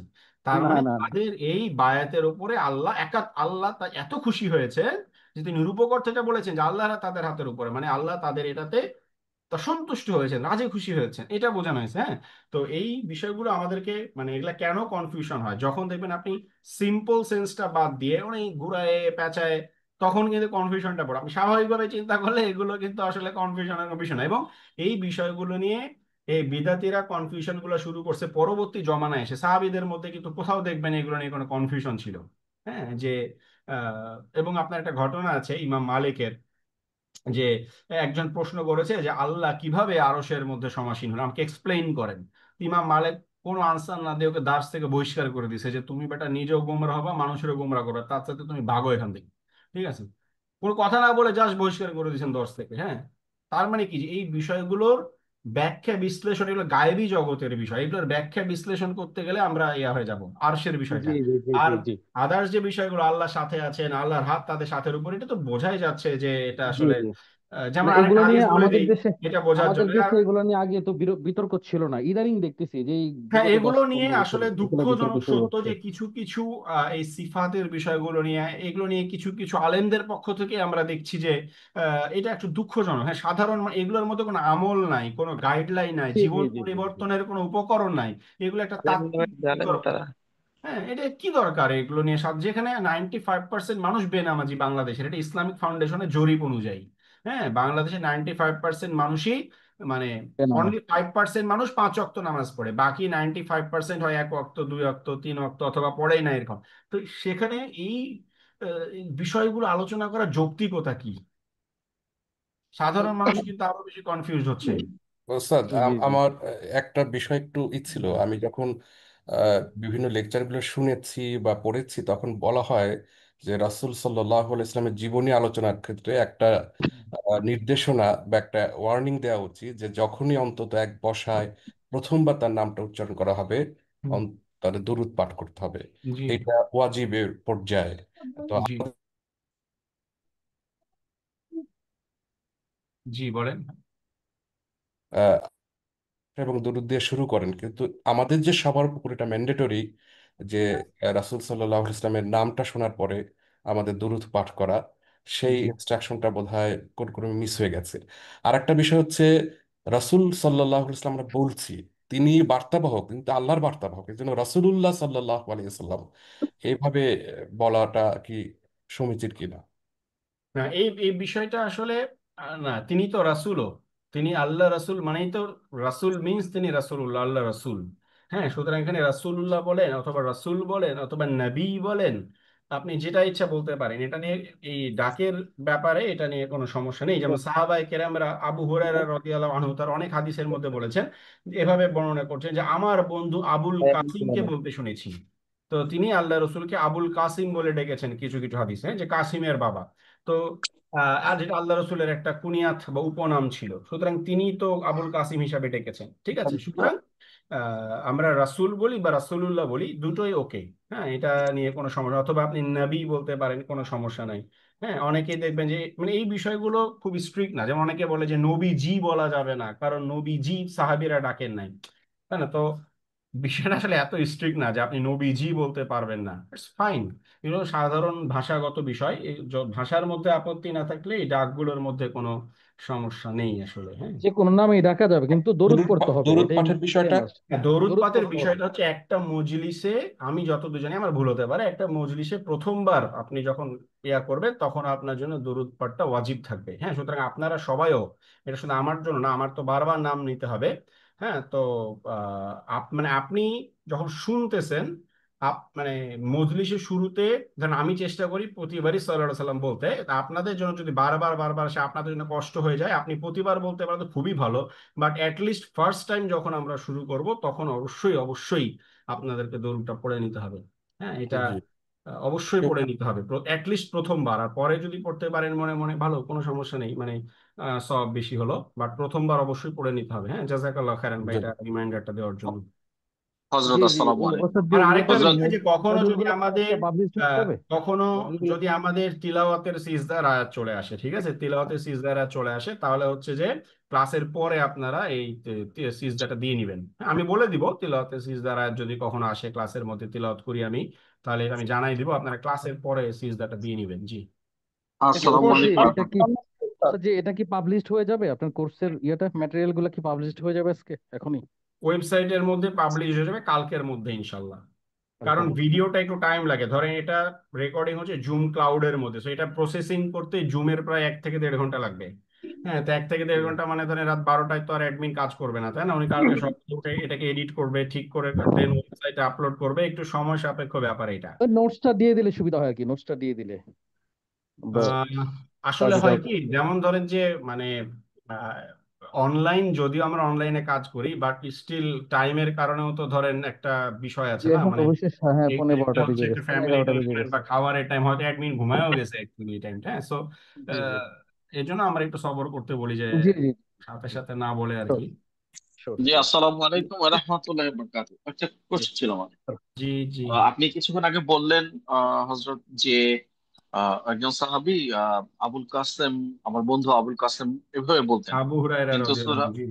আবু হুরায়রা এভাবে বলতেন। আচ্ছা, কিন্তু সূরা নূরের মধ্যে একটা আয়াত আছে না এমন যে তোমরা তোমাদের মানে তোমাদের মধ্যে রাসূল সাল্লাল্লাহু আলাইহি সাল্লামকে মানে এভাবে সকলের মতো যেভাবে ডাকে এভাবে ডাকার জন্য নিষেধ করা আচ্ছা হয়েছে, এরকম একটা আচ্ছা, আয়াত ওই মেবি এই আছে। আয়াতটার এই আয়াতটার প্রেক্ষাপটটা বুঝতে হবে, কি কি আর নাজিল হয়েছে। এটা তো নিশ্চয়ই জানেন যে একবার কিছু মানুষ এসেছিল, একটু বেদুইন, তারা আল্লাহ জি রসুলের জি জি ঘরের সামনে যে বলছে মোহাম্মদ তুমি বের হয়ে আসো, জি জি তখন জি আল্লাহ তাআলা শুনেছি। একটা নাজিল করেছেন। অর্থাৎ তিনি বলছে সূরা তুমি এমন হুজরাত। ভাবে ডেকো না যেভাবে তোমরা মানুষকে আর সাধারণ মানুষকে ডাকো, জি সাধারণ মানুষের নাম ধরে ডাকো। কিন্তু আবু হুরায়রা রাদিয়াল্লাহু আনহুর এই ডাকের মধ্যে যে আবেগ, যে মমতা, যে ভালোবাসা, যে শ্রদ্ধা, জি হ্যাঁ, এইটা কিন্তু ওই জি জি মোহাম্মদ জি বলে ডাকা আর আমার বন্ধু আবুল কাসেম, মানে উনি নিজের সাথে জি নিসবত করে আল্লাহ রসুলের নামের বরকত নিতে চাচ্ছেন, তো জি বেশ বেশ। দে আর জি ডিফারেন্ট থিং। জি বুঝতে আরেকটা পারছি, বিষয় জানা ছিল যে আর আমরা আমাদের ক্লাসের আগে যদি নোটটা দিয়ে দেওয়া হয়, হয়তো আমরা ক্লাসের আগে নোটটা পড়ে কিছু আইডিয়া পেতাম। আবার যখন আপনি বলতেন তখন আমরা এটা আরো বেশি ধারণ করতে পারতাম। আই ভাইয়া, থিংক সো। এটা you think so, we also thought so, হ্যাঁ, but actually reality is different. আমি এটা বলেছি আগেও যে এটা আসলে নোট দিয়ে দেওয়ার পরে যেটা হয়েছে, আমরা অতীত অভিজ্ঞতা একাধিকবার দেখেছি যে অ্যাটেন্ডেন্স মারাত্মক রকম ফল করেছে। ঠিক আছে, সুতরাং আমরা আচ্ছা চাই না আচ্ছা, যে নোটটা ঠিক আগে আছে দিয়ে দিতে ঠিক আর কি। আছে ঠিক আছে। দিয়ে জি দিতে পারলে একটা আমাদেরও বিষয় ভালো হতো যে আপনারা একবারে হয়তো জি বই করে নিতেন বা প্রিন্ট করে না নিতেন, না কিছু না, একটা করতেন। একবারে না, মানে জাস্ট প্রতি ক্লাসের আগেরটা প্রতি ক্লাসে, যেমন আজকে কারণ অনেকে আগামীকাল আমাদেরকে ক্লাস হবে। বলেছে কিন্তু ভাইয়া যে একসাথে দিয়ে দিলে পুরো টার্ম, এটা যেহেতু পেমেন্ট না করছি দিয়ে একসাথে না, বাইন্ডিং করে না নেই, না না ভালো লাগবে পড়তে। না আমরাও না এটা না। শ্রদ্ধা জানাই, কারণ পিডিএফ পড়া কঠিন আসলে, আমি নিজেও পিডিএফ বেশি পড়তে জি পারি না, কিন্তু আসলে জি ক্লাসের মানে অ্যাটেন্ডেন্স বজায় রাখার স্বার্থে এটা একটু আমরা করি আর কি, হ্যাঁ। জি জি, আমি বুঝতে পেরেছি। আমি বলেছিলাম যে প্রতিটা ক্লাসের আগের যে শীটটা ওইটার আগের দিন দিয়ে দেওয়ার জন্য। ওকে, জি জাযাকাল্লাহু ঠিক খাইরান। আছে। আসসালামু একটা বিষয় আলাইকুম। একটা জানা ছিল আমার আলোচনার প্রেক্ষিতে। জি বলবো কি, আমার কিছুক্ষণ আগে একটু বিষয়টা বলছেন, যদিও আমি একটু হয়তো ছিলাম, সেটা ক্লিয়ার হয়নি যে কোন বিষয়গুলো, কোন কথাগুলো, কোরআনের কোন শব্দগুলো আমাদের অনুবাদ করা যাবে না বা করা প্রয়োজন নাই। মানে আকিদের ক্ষেত্রে কি শব্দ আল্লাহ সম্পর্কে বা আখিরাত সম্পর্কে যে আল্লাহর কিছু আসমা কথা এবং আছে, সিফাতের বিষয়গুলো, আল্লাহর নাম এবং গুণাবলীর বিষয়গুলো, হ্যাঁ, আল্লাহর নাম এগুলো এবং অনুবাদ করা হবে। গুণাবলীর বিষয়গুলো, ঠিক আছে, এগুলো আপনি সরলভাবে বিশ্বাস করবেন, এগুলোকে অ্যানালাইসিস করতে যাওয়া যাবে না, যেভাবে আসছে সেভাবেই। ঠিক আছে, জি জি যেমন আল্লাহ আরশে সমাসীন হয়েছেন, তারপর হচ্ছে কিয়ামতের দিনে যে আল্লাহ এক হাতে সাত আসমান এবং এক হাতে জমিন ধরে বলবে যে যে লিমানিল মুলকুল ইয়াউম, আছেন যে আজকে রাজ্য কার, আজকে সাম্রাজ্য কার, তো কিভাবে আল্লাহ হাতের মধ্যে জমিনকে ধরবে, কিভাবে হাতের মধ্যে আসমানকে ধরবে, এই যে বিষয়গুলো। তারপর সূরা হুম হুম। কালামের মধ্যে আল্লাহ কিয়ামতের দিন পায়ের গোছা খুলে দিয়ে বলবে যে তোমরা সিজদা করো, তো দুনিয়ায় যারা নামাজ পড়েছে ওরা সিজদা করতে পারবে, দুনিয়ায় যারা নামাজ পড়েনি এদের কোমর শক্ত হয়ে যাবে সেদিন। তো নামাজি এবং হুম। বেনামাজিকে আল্লাহ তাআলা কিয়ামতের মাঠে পৃথক করে দিবে। তো এই যে আল্লাহ কিভাবে পায়ের গোছা খুলে দিবে, এই যে আল্লাহর, মানে আল্লাহর সত্তা এবং জাত সংক্রান্ত বিষয়গুলো নিয়ে কোনো অ্যানালাইসিস করা, কোনো করার দরকার নেই। মন্তব্য করা, এগুলো করা যাবে না। জি ওকে, জি, ধন্যবাদ।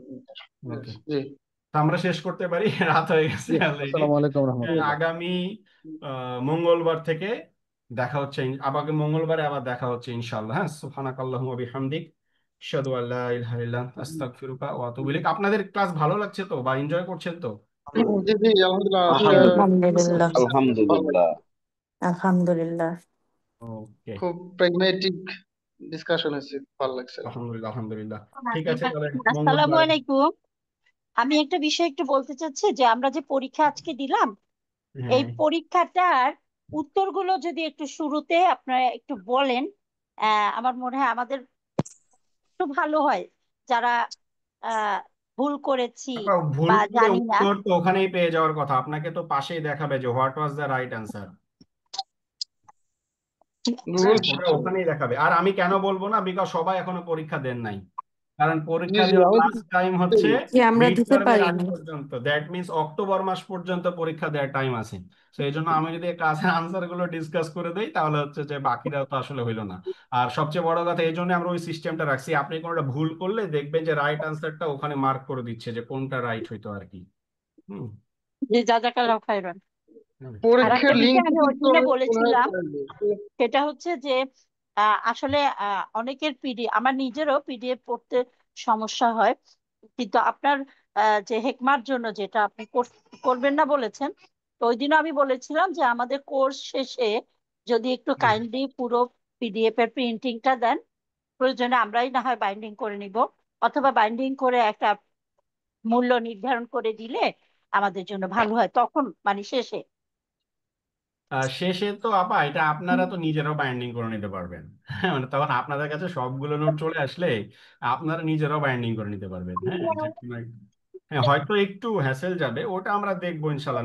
টার্ম শেষ হোক, যদি দেখা যায় যে আপনাদের না অনেকেই বলতেছেন বা একটা স্টিল ইয়া আছে, আমরা ইনশাল্লাহ চেষ্টা করবো আর কি, ইনশাল্লাহ করে দেওয়ার। পরীক্ষার লিঙ্কটা কি কেউ দিতে পারবেন? গ্রুপে মনে হয় পাচ্ছি না আমি। আচ্ছা, পরীক্ষার লিঙ্কটা হচ্ছে আপনি এটা একটু গ্রুপে ইয়া করেন আর কি, কারণ আপনার লিঙ্ক দিয়ে তো মিলবে না, বিকজ আপনি যখন লগ ইন করে আপনার অ্যাকাউন্টে ঢুকবেন ওখানে দেখবেন যে মডিউল গুলো আছে না, ও প্রত্যেকটা আচ্ছা আচ্ছা, মডিউলের মধ্যে নোট আছে, ভিডিও লেকচার আছে, আর পরীক্ষা আছে। বুঝতে পারছি, ওয়েবসাইটে। হ্যাঁ, ওর মধ্যেই আছে। ওকে। জি জি জি, ধন্যবাদ। আসসালাম আলাইকুম। ওয়ালাইকুম সালাম। ঠিক আছে, আমরা শেষ করছি, হ্যাঁ, অলরেডি অনেক দেরি হয়ে গেছে। আসসালামু আলাইকুম রহমতুল্লাহ বারাকাতুহ। ওয়ালাইকুম আসসালাম রহমতুল্লাহ বরকাত।